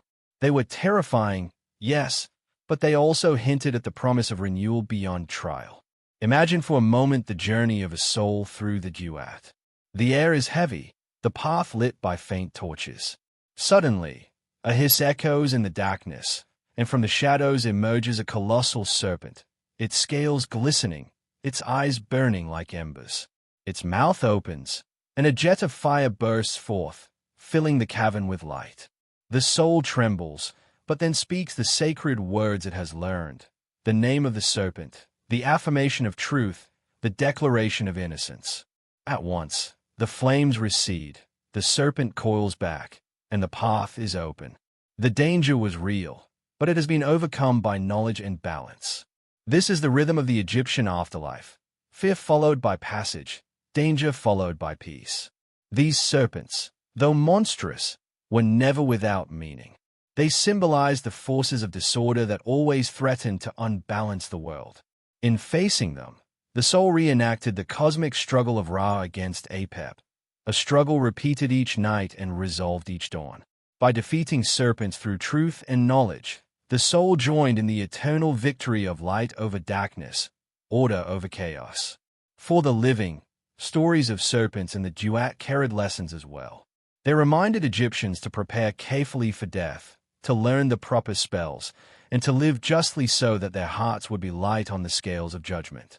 They also reflected the broader truth that danger and protection are often two sides of the same force. Just as the cobra defended the pharaoh but threatened his enemies, so too could fire destroy or purify. Life required recognizing these dualities and living in harmony with them. In the end, the serpents of Egyptian mythology were both monsters and teachers. They frightened the imagination, but they also gave form to truths that guided the soul. They reminded the Egyptians that chaos was always near, but also that order had the strength to endure. By speaking the right words, by keeping one's heart aligned with Ma'at, even the fiercest fire-spitting serpent could be faced without fear. And beyond them lay the promise of peace, the eternal calm of the field of reeds. Among the many creatures that populated the Egyptian underworld, few were as enigmatic and terrifying as the crocodile-headed monsters. The crocodile, a real and ever-present danger along the Nile, naturally became a symbol of primal power and untamed chaos in mythology. In life, it was a predator capable of sudden violence, striking without warning from the riverbanks or from beneath the water's surface. In death, its image was transformed into beings that guarded the duat, combining the natural ferocity of the crocodile with monstrous exaggerations, elongated jaws, teeth like knives, and eyes that seemed to glow with an unnatural light. These creatures were not merely predators. They were tests, designed to measure the courage and knowledge of the soul as it journeyed through darkness toward eternity. The crocodile-headed beings were often placed at thresholds, gates, rivers, or passages that separated one section of the duat from another. Their presence was both frightening and meaningful.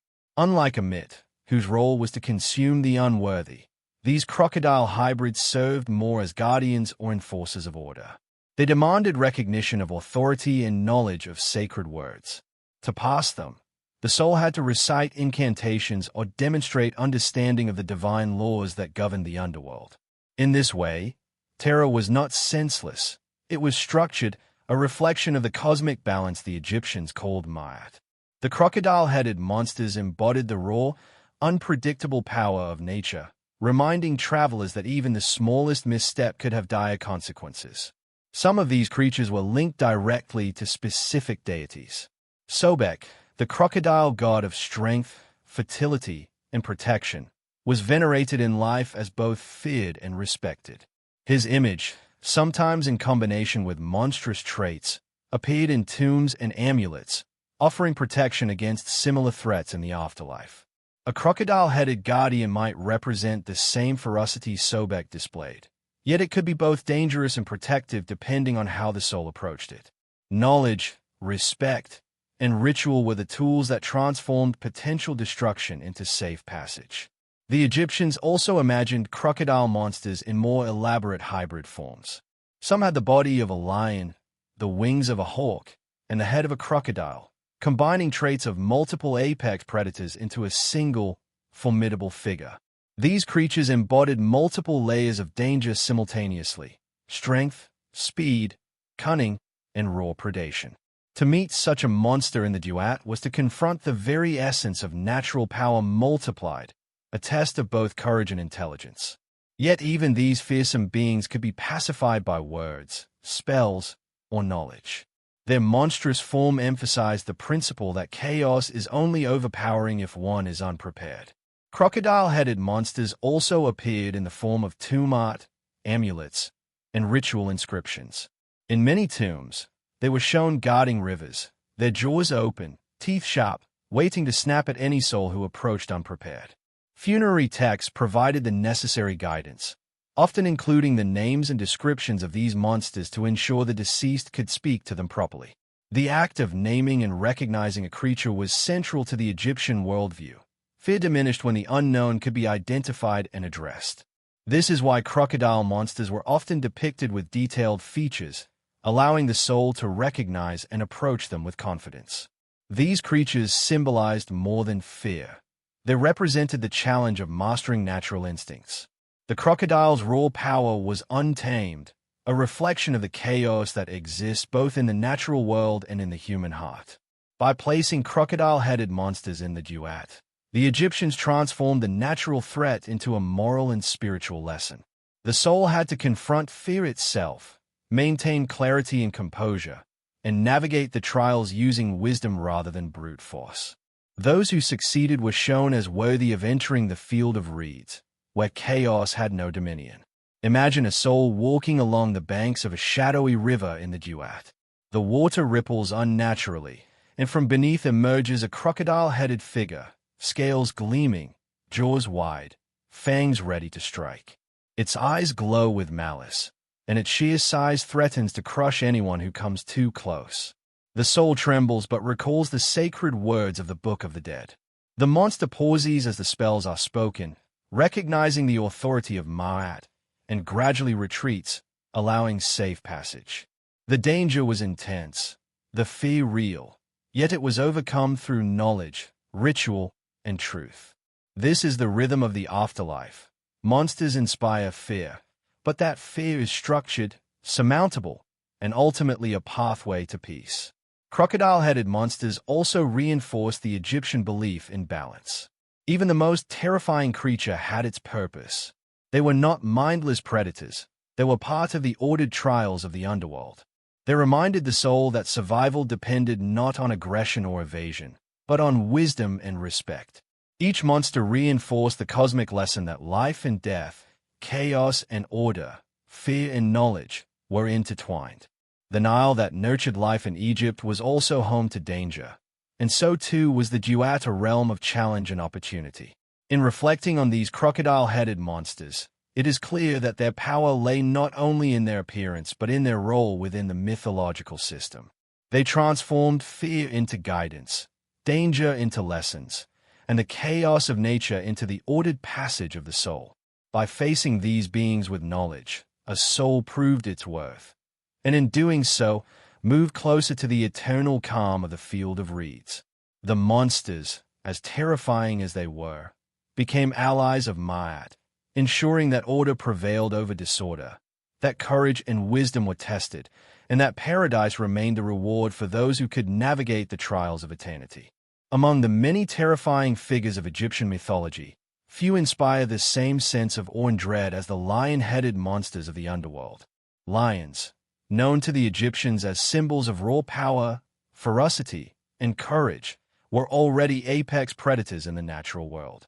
To imagine them in the afterlife, however, took their danger to an entirely new level. Lion-headed guardians were often depicted with massive jaws, razor-sharp teeth, and eyes glowing with supernatural light. They prowled the pathways of the duat, guarding gates, rivers, and thresholds, and presenting a challenge that was as psychological as it was physical. These creatures embodied the relentless force of nature, amplified through the Egyptian imagination, and served as trials that the soul had to pass in order to continue its journey toward eternity. The lion-headed monsters were sometimes fused with other animal or human features, creating hybrids that intensified their threat. A common depiction might show the body of a lion, the wings of a hawk, and the face of a lion crowned with horns, combining speed, strength, and cunning into a single figure. These combinations were not random. Each trait was carefully selected to represent qualities that would test the soul. The wings of a hawk symbolized vigilance and swiftness, while horns could represent dominance and power. In encountering such a monster, the soul was forced to confront multiple forms of danger simultaneously, a reminder that the challenges of the duat required not only courage but knowledge and balance. In funerary texts, lion-headed monsters are often described as the enforcers of divine law. They might guard a bridge over a river of fire, demanding that the soul demonstrate its purity before being allowed to cross. Sometimes they were depicted as companions of Ammit, standing alongside her to ensure that only the worthy would reach the scales of Ma'at. Their roar was said to echo through the caverns of the underworld, a sound that could strike terror into even the bravest soul. Yet, despite their fearsome appearance, these creatures were not invincible. Knowledge of their names, recitation of sacred spells, and demonstration of truth and purity could allow the soul to pass safely. In this way, the lion-headed monsters, while terrifying, were part of an ordered system rather than mindless threats. The symbolism of the lion in Egyptian mythology extended beyond raw strength. Lions were also associated with the desert, a space of danger and chaos.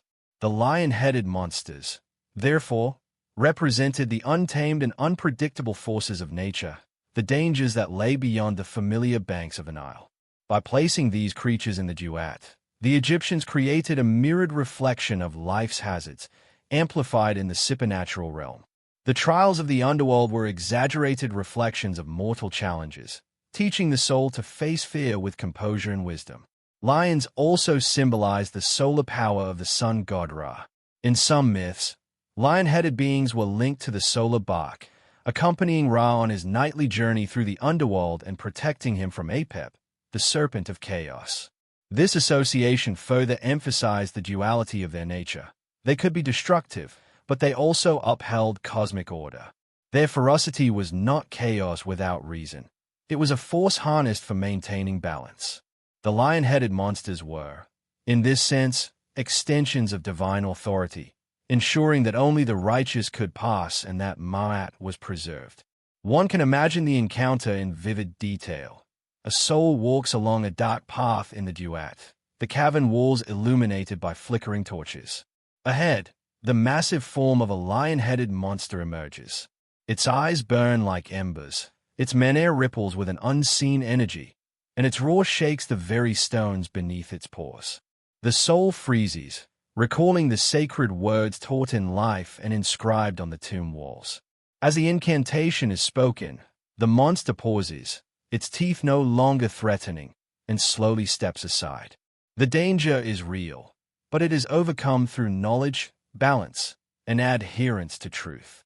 This encounter reflects the rhythm of Egyptian belief. Terror must be faced, but it can be subdued by wisdom and moral integrity. Lion-headed monsters also served as reminders to the living. Their ferocity symbolized the necessity of courage and moral strength in daily life. Just as a soul needed to demonstrate purity and truth to pass the duat, so too did a person need to live in accordance with Ma'at, facing life's challenges with balance and righteousness. In this way, the fear inspired by lion-headed monsters was not merely for the dead. It carried lessons for the living as well, embedding ethical guidance within myth. Furthermore, the hybrids that combined lions with other animals often amplified specific lessons. A lion with serpent traits might symbolize the necessity of vigilance against hidden dangers, combining strength with awareness. A lion with falcon wings emphasized speed and sharp perception, suggesting that courage alone was insufficient without alertness and understanding. These combinations ensured that the soul's trial was holistic, testing multiple qualities at once and reinforcing the comprehensive nature of Egyptian moral and spiritual preparation. In essence, lion-headed monsters of the duat were embodiments of both fear and order. Their terrifying appearance was designed to test, their placement to instruct, and their eventual pacification by knowledge reflected the power of truth over chaos. They were not arbitrary threats, but integral elements of a system that balanced challenge with guidance, terror with opportunity, and death with the promise of eternal life.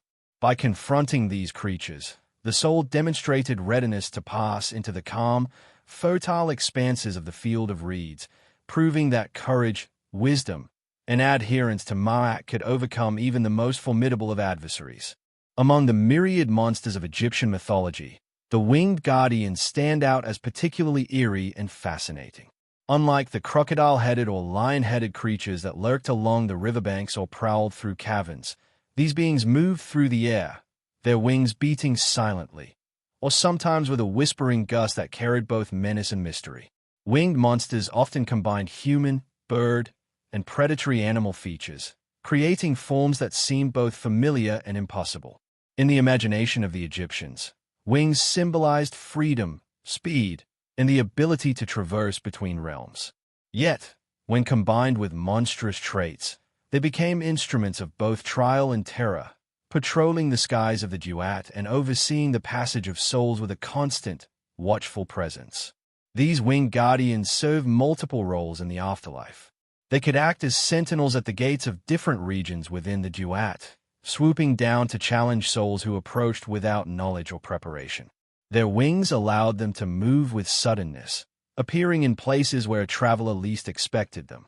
Some texts describe their feathers as sharp as blades, capable of cutting through the air, and metaphorically, through deceit or falsehood. Their beaks might resemble knives, and their eyes glowed with a supernatural intensity, capable of piercing the heart of anyone unworthy. The sight of such beings could inspire both awe and terror, reinforcing the sense that the duat was a realm of trials that demanded attentiveness, courage, and moral clarity. Winged monsters were not merely threats of violence. They were symbolic representations of spiritual truths. The Egyptians saw the sky as a realm of gods, the earth as the domain of humans, and the underworld as a liminal space between the two. By giving wings to these monsters, the mythmakers emphasized their ability to traverse boundaries, reminding the soul that danger could come from any direction, and that the journey through the duat required awareness, preparation, and respect for cosmic laws. A winged monster could appear above, below, or alongside, ensuring that the soul understood that order must be upheld everywhere. Their mobility made them uniquely suited to testing the traveler's knowledge and composure. In many depictions, these creatures combined multiple layers of danger. A winged beast might have the body of a lion, the head of a falcon, and talons that could rend anything in their path. Such combinations reflected the Egyptian principle that trial is multifaceted. Courage alone was not enough to pass. Wisdom, knowledge, and truth were equally required. The wings provided a dramatic visual cue that the monster could strike at any moment, reinforcing the lesson that vigilance must be constant. The soul had to anticipate, prepare, and respond correctly, just as a living Egyptian might navigate the dangers of the natural world with attentiveness and care. Texts from the Book of the Dead often include instructions for dealing with these winged monsters. Spells might allow the soul to pass unharmed, to calm the creature, or even to summon it as a guide. By reciting the correct names, declaring one's purity, or invoking the authority of a god, the soul could neutralize the threat. This interaction illustrates a core theme of Egyptian afterlife belief. Monsters were not random horrors but elements of an ordered system. They tested the soul, yes, but they also respected the rules of truth and balance. When approached correctly, their wings no longer threatened, and their presence became a marker of progress along the journey rather than a fatal obstacle. The imagery of winged monsters also reinforced the idea of duality in Egyptian thought. Wings, symbols of freedom and ascent, could be instruments of liberation or tools of terror, depending on context. They reminded the living that the same forces could serve different purposes, depending on adherence to Ma'at. In daily life, this duality was reflected in the natural world. Birds could guide, warn, or inspire, but they could also signal storms or danger. In the duat, winged guardians carried this same duality into the spiritual realm, emphasizing that understanding, preparation, and moral integrity were essential to navigating both life and death. A vivid encounter might be imagined as follows. The soul moves cautiously along a narrow passage, the walls dimly lit by ethereal torches. Suddenly, the shadow of a wing passes overhead, and a monstrous figure descends from the unseen heights. Its feathers glint like steel, its eyes burn with a spectral fire, and its talons scrape the stone floor with a metallic sound.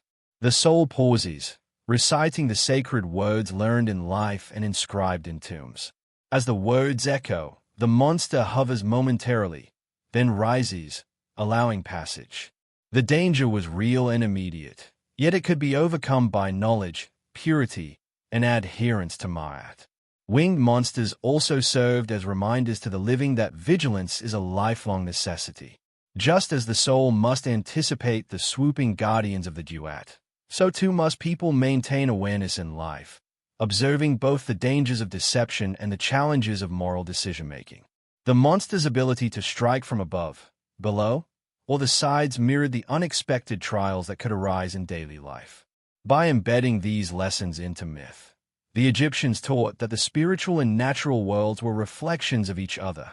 The trials one faces in death are amplified versions of those in life, and preparation, awareness, and truth are key to overcoming them. Ultimately, the winged monsters of the duat were not just terrifying figures. They were teachers, guides, and instruments of cosmic order. Their wings allowed them to move freely. Their forms reflected multiple dangers simultaneously, and their presence demanded vigilance and knowledge. Yet for the prepared soul, these creatures could be passed safely, leaving only a sense of awe and the reassurance that order had been preserved.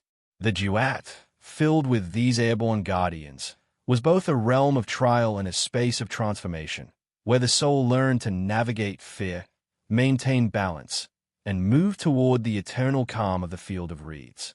Among the many terrifying figures that populate Egyptian mythology, few are as enigmatic and chilling as the fire-breathing beasts that roamed the underworld. These creatures, often described in funerary texts and depicted in tomb art, combined elements of known predators with fantastical traits that amplified their danger. Fire, a rare and sacred element in ancient Egypt, added an element of supernatural threat to these monsters. Unlike the sun's nurturing flame, the fire in these depictions was destructive, consuming, and overwhelming. To encounter such a beast in the duat was to face not only physical peril, but also a symbolic trial. The destructive power of chaos itself, held in check only by knowledge, purity, and adherence to Ma'at. The fire-breathing monsters were often hybrids, combining the bodies of lions, serpents, crocodiles, or other fearsome creatures. Their mouths could spew flames that burned eternally. Their eyes glowed like molten embers, and their scales or hides reflected the fiery light, creating a dazzling but intimidating spectacle. Some texts describe rivers of fire that these monsters controlled, making passages nearly impassable. Yet, despite their ferocity, these creatures operated within the strict order of the underworld. They did not attack randomly. Their aggression was triggered by sin, deception, or ignorance. A soul that knew the proper spells and could declare its innocence faced no harm, illustrating the Egyptian belief that order and knowledge could overcome even the most overwhelming chaos. Fire, in Egyptian thought, was a dual symbol. It could purify and transform, as seen in rituals and offerings, but it could also destroy without discernment. The fire-breathing monsters embodied this duality. They tested the soul's capacity to remain calm, to maintain composure, and to act correctly under pressure. By confronting a creature that could incinerate anything in its path, the soul demonstrated not only courage but also wisdom, self-control, and moral integrity. The monster's fire was a mirror of the inner trial every soul faced: the need to burn away deceit, fear, and impurity to proceed toward eternity. These monsters were also often depicted as guardians of vital checkpoints within the duat: bridges, gates, rivers, and caverns. They might patrol a passage where a soul had to cross a river of molten or magical fire, or they could emerge from shadows to block the path. In tomb art, they are often portrayed mid-roar, fire spilling from their mouths, their claws or talons extended, ready to strike. These dramatic depictions were not meant merely to frighten. They served as educational tools, reminding the living to prepare themselves spiritually, memorize sacred words, and live morally to ensure the soul's safe passage. In encountering a fire-breathing monster, the soul had to rely on knowledge and ritual rather than force. Reciting the correct names, speaking the words of power from the Book of the Dead, or invoking the authority of a protective deity could calm the creature. Sometimes, the soul needed to declare its deeds or demonstrate understanding of Ma'at, affirming its truthfulness and balance. These interactions reinforce a central principle of Egyptian thought. Monsters were not arbitrary obstacles but agents of cosmic order. They challenged the soul, but they also respected the rules of the universe. Knowledge, truth, and moral integrity allowed the soul to pass unharmed, turning terror into a lesson.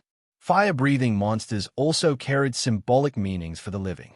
Their flames represented the destructive consequences of chaos, sin, and imbalance. To live in accordance with Ma'at was to avoid awakening such destructive forces within one's life or community. The monster's controlled but formidable fire reflected the Egyptian worldview that dangers in life were not random, but often a direct response to disorder. Observing, learning, and living in harmony with order were seen as ways to ensure protection, both in this world and in the afterlife. Imagine a soul cautiously approaching a cavern where a river of fire flows. Suddenly, a massive creature emerges, its body a mixture of lion, serpent, and dragon-like features, mouth agape, spewing fire in a brilliant, terrifying display. The soul recalls the sacred spells, the incantations inscribed on tomb walls, and speaks them aloud. The flames waver and fade. The monster steps aside, acknowledging the authority of Ma'at and the soul's truthfulness. The path is now open, and the soul continues on, heart pounding but steady, moving toward the eventual calm of the field of reeds. The encounter is harrowing, yet it is structured, surmountable, and deeply meaningful. These fire-breathing monsters remind us that fear in Egyptian mythology was purposeful. They transformed primal terror into lessons about balance, knowledge, and morality. By confronting them, the soul demonstrated readiness to face eternity and mastery over the forces of chaos. Their presence made the peace of the field of reeds more precious, providing contrast that highlighted the value of courage, wisdom, and truth. In the duat, fire was not merely destruction. It was a medium through which the soul proved its worth and approached the calm and fertile promise of paradise. Ultimately, fire-breathing monsters of the Egyptian underworld were both terrifying and instructive. They embodied chaos, danger, and destruction, yet they existed within a structured system that rewarded knowledge, purity, and moral integrity. Through these trials, the soul learned to navigate fear, maintain balance, and respect cosmic order. The monstrous fire that seemed so overwhelming was ultimately a gateway, a challenge that, once overcome, led to peace, renewal, and eternal rest in the field of reeds. Among the many terrifying creatures of Egyptian mythology, the shadowy beasts of the underworld are perhaps the most unsettling because of their elusiveness and the uncertainty they bring. Unlike crocodile-headed, lion-headed, or fire-breathing monsters, these beings were often invisible until they chose to reveal themselves. They lurked in darkness, emerging as whispers, fleeting movements, or glowing eyes in the gloom of the duat. In Egyptian thought, shadows represented not only absence of light, but also the unknown and the unpredictable forces that could disturb the balance of life and death. To face a shadowy monster was to confront fear in its most abstract form, the sense that danger might appear anywhere, at any moment, and in ways the soul could not immediately anticipate. The shadowy monsters often had the ability to alter their shapes, appearing as familiar animals one moment and monstrous forms the next. Some texts describe them taking the shape of jackals, serpents, or hyenas, while others were entirely unrecognizable, with shifting limbs, multiple heads, or bodies that flickered like smoke. This fluidity emphasized the uncertainty of the underworld and the constant vigilance required of a soul navigating it. Unlike creatures that could be overcome with brute force or sheer courage, shadow monsters demanded attentiveness, knowledge, and moral clarity. They reminded the soul that chaos could be subtle, insidious, and unpredictable, and that survival in the duat required both wisdom and composure. Funerary texts often instruct the deceased on how to encounter these beings safely. Spells from the Book of the Dead provided guidance on recognizing shadow monsters, calling them by name, and affirming the soul's truthfulness and purity. Sometimes, a simple acknowledgement of their presence, paired with the correct incantation, was enough to pacify them. This highlights a key principle of Egyptian mythology. Monsters were not arbitrary threats. They were enforcers of cosmic order, testing the soul's understanding of Ma'at and its ability to maintain balance under pressure. The shadowy creature's elusiveness made them particularly effective in teaching the importance of preparation, awareness, and knowledge. The symbolism of shadowy monsters also reflects deeper psychological truths. Darkness and uncertainty are universal sources of fear, and by embedding these into the duat, the Egyptians transformed abstract anxieties into tangible trials. The soul, walking cautiously through dimly lit passages, must confront the fear of the unknown and learn to respond wisely. Just as in life, where unseen dangers or hidden consequences can arise unexpectedly, the underworld shadow monsters teach the importance of vigilance, patience, and moral clarity. The soul learns that fear is not always a physical threat. Sometimes, it is the uncertainty itself that must be mastered. Some shadowy monsters were described as guardians of hidden treasures or secret passages, their forms flickering between solidity and insubstantiality. They ensured that only those prepared and knowledgeable could access the deeper realms of the duat. Their presence also mirrored the Egyptian understanding that the journey to paradise was not straightforward. It required discernment and moral integrity. A soul that stumbled or attempted deceit risked being ensnared by these elusive beings, trapped in shadows, and delayed on its path toward eternity. In this way, shadow monsters reinforced the principle that order and truth must guide every step. These creatures were not always malevolent. In some myths, shadow beings could act as guides for those who were prepared, leading them safely through dangerous passages or revealing hidden truths necessary for the next stage of their journey. Their shifting forms served as both obstacles and teachers, demonstrating that danger and opportunity are often intertwined. The shadow monsters reminded the soul, and, by extension, the living, that perception, understanding, and ethical action could transform fear into advantage. The darkness itself could become a tool of learning and growth when approached with knowledge and integrity. One can imagine the encounter in vivid detail. The soul moves quietly along a dimly lit corridor, the walls lined with flickering torches. Suddenly, a shadow moves across the path, its shape impossible to define. Eyes glow from the darkness, and limbs flicker in and out of form. The soul recites the sacred incantations, invoking Ma'at and affirming its purity. The shadow pauses, hesitates, and then slowly recedes, revealing the path ahead. The danger was real, but it was overcome through knowledge, composure, and moral alignment. This experience reflects the rhythm of Egyptian afterlife belief. Challenges arise not only in tangible form, but also in subtle, shifting ways, and the soul must navigate them with wisdom and courage. Shadowy monsters also carry lessons for the living. They remind us that not all threats are obvious and that preparation and mindfulness are essential for navigating uncertainty. Life, like the duat, contains hidden dangers and unpredictable challenges. By learning to face abstract fears with composure, the soul and the living can maintain balance and continue along the path of order and harmony. The monster's elusiveness transforms fear into a teacher, guiding both life and afterlife with the principle that awareness and moral clarity are the true shields against chaos. Ultimately, shadowy monsters of the duat were as instructive as they were terrifying. They embodied uncertainty, elusiveness, and the subtle challenges that test the soul's vigilance and integrity. By encountering and overcoming these creatures, the soul demonstrated readiness for eternity and mastery over fear itself. Their presence reinforced the structure of the underworld, ensuring that only those who were prepared, knowledgeable, and morally aligned could continue toward the calm, fertile expanse of the field of reeds.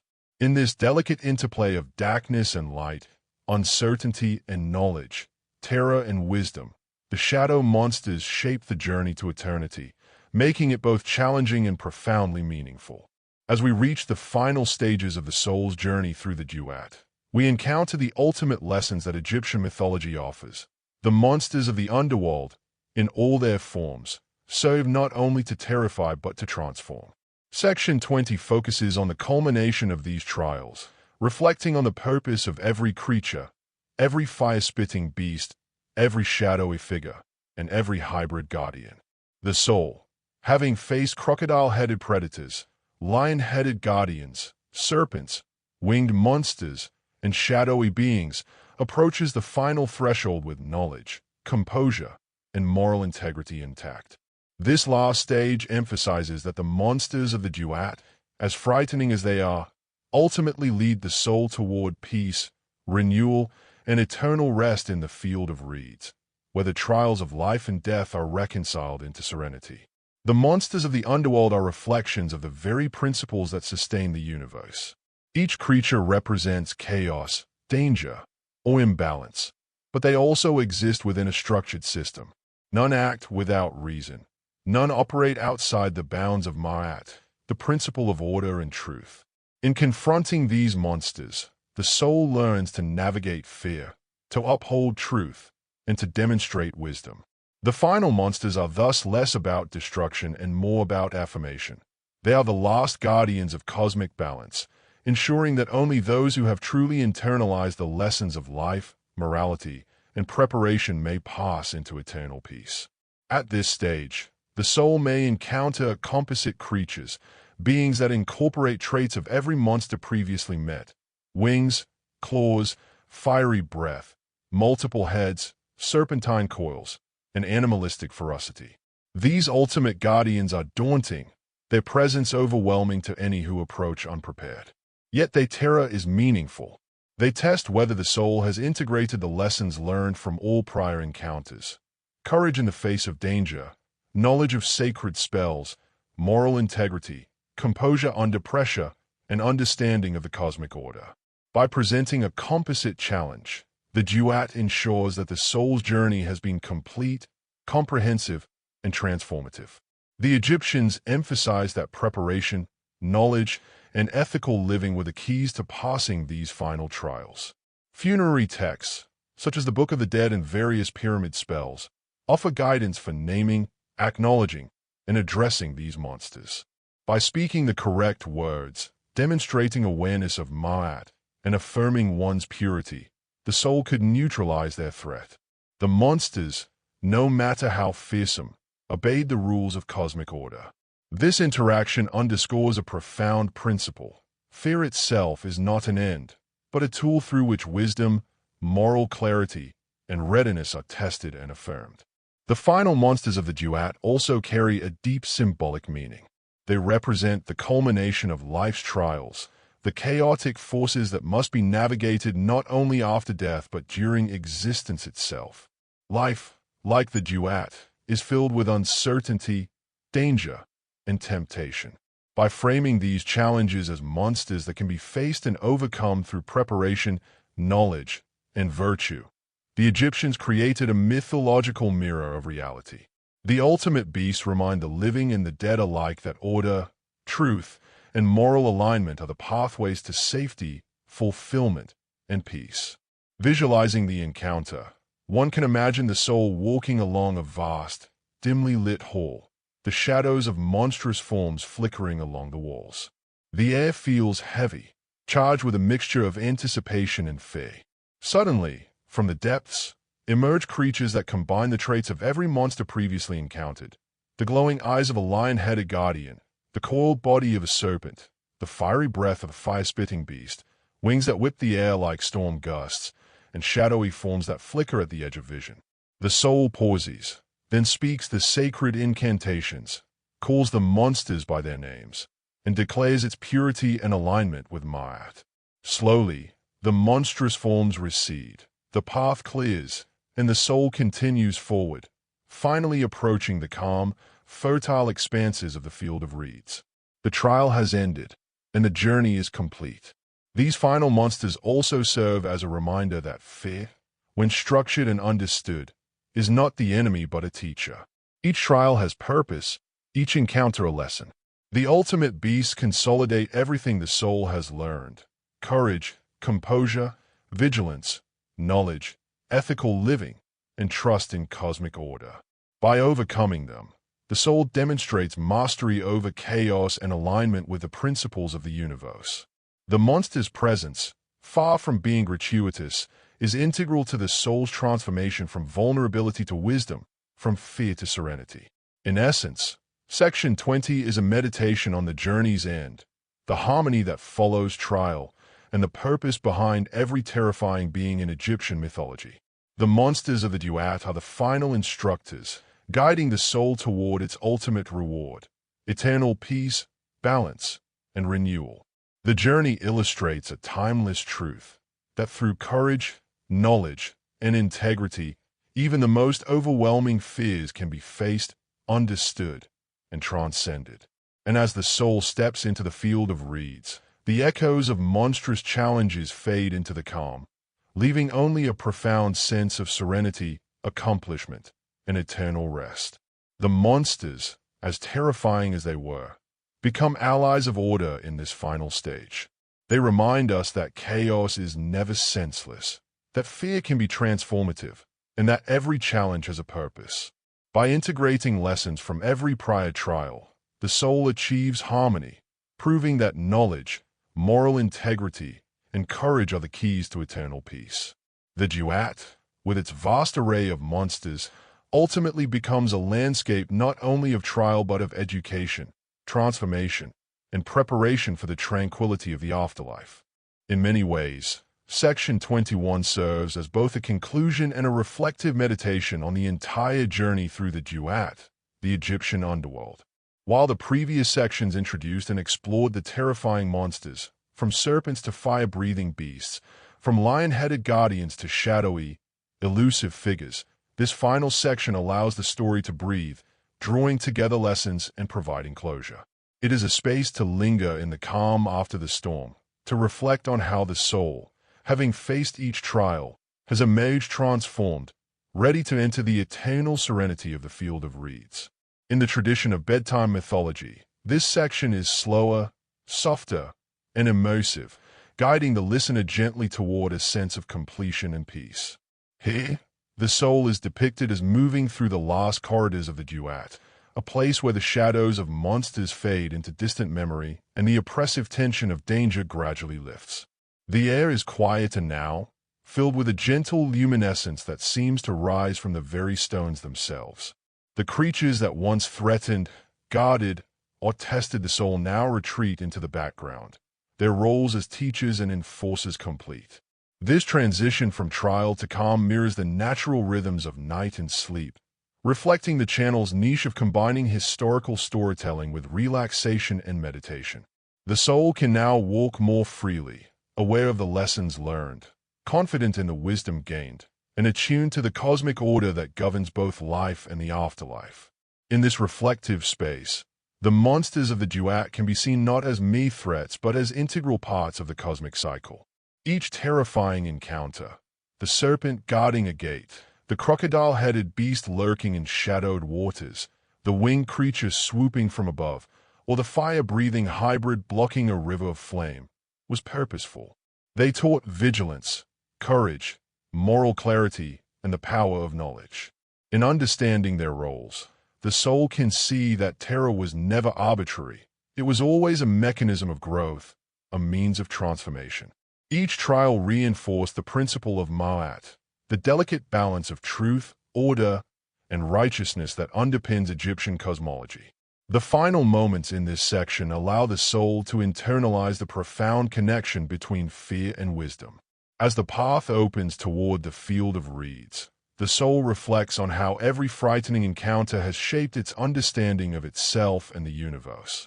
The monsters, now distant but still remembered, are symbols of both the dangers of imbalance and the rewards of preparation. In life, as in death, the presence of challenges is inevitable, but the ability to confront them with knowledge, patience, and ethical grounding ensures survival and peace.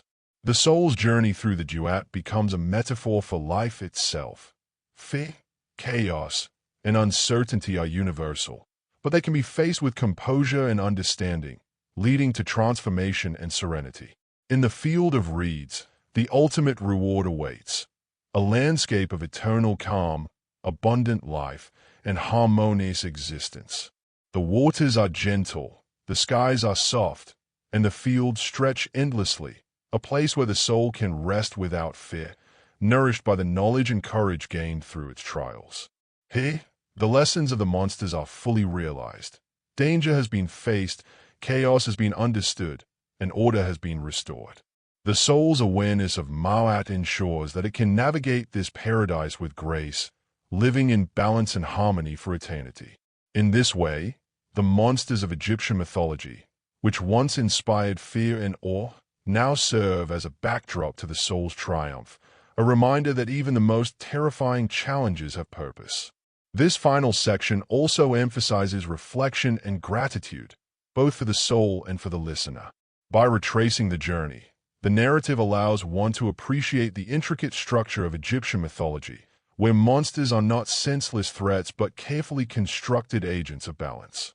The shadowy, serpentine, winged, and hybrid creatures all contributed to a system in which fear, knowledge, morality, and courage intersect. Their purpose was to test, guide, and educate, preparing the soul to reach its final resting place. As the listener absorbs this, there is a gentle invitation to consider how fear and challenge function in their own lives, encouraging mindfulness, preparation, and ethical living. The tone of Section 21 is calm, meditative, and soothing, designed to evoke relaxation as much as understanding. The narrative moves slowly, with pauses and reflective descriptions, emphasizing gentle imagery over dramatic action. The soul's journey has reached completion, and the monsters, though still present in memory, no longer dominate the path. Instead, the listener is invited to dwell on the serenity of the field of reeds, to feel the release from tension, and to embrace the tranquility that comes from having navigated chaos and emerged victorious. The monster's lesson is fully internalized. Courage, wisdom, and ethical alignment transform fear into understanding and trial into peace. Finally, Section 21 leaves the soul and the listener with a sense of closure and gentle, lingering calm. The narrative draws attention to the cyclical nature of life and death, chaos and order, fear and serenity. The monsters of the duat, though terrifying, were never the end. They were a passage, a necessary trial, and ultimately a pathway to transformation. In reaching the field of reeds, the soul embodies the rewards of preparation, knowledge, and ethical living, offering a comforting and contemplative conclusion. The listener, too, can carry this sense of calm, reflection, and reassurance into sleep, completing the immersive experience of terrifying monsters of Egyptian mythology while embracing the soothing qualities of educational storytelling designed for rest and relaxation.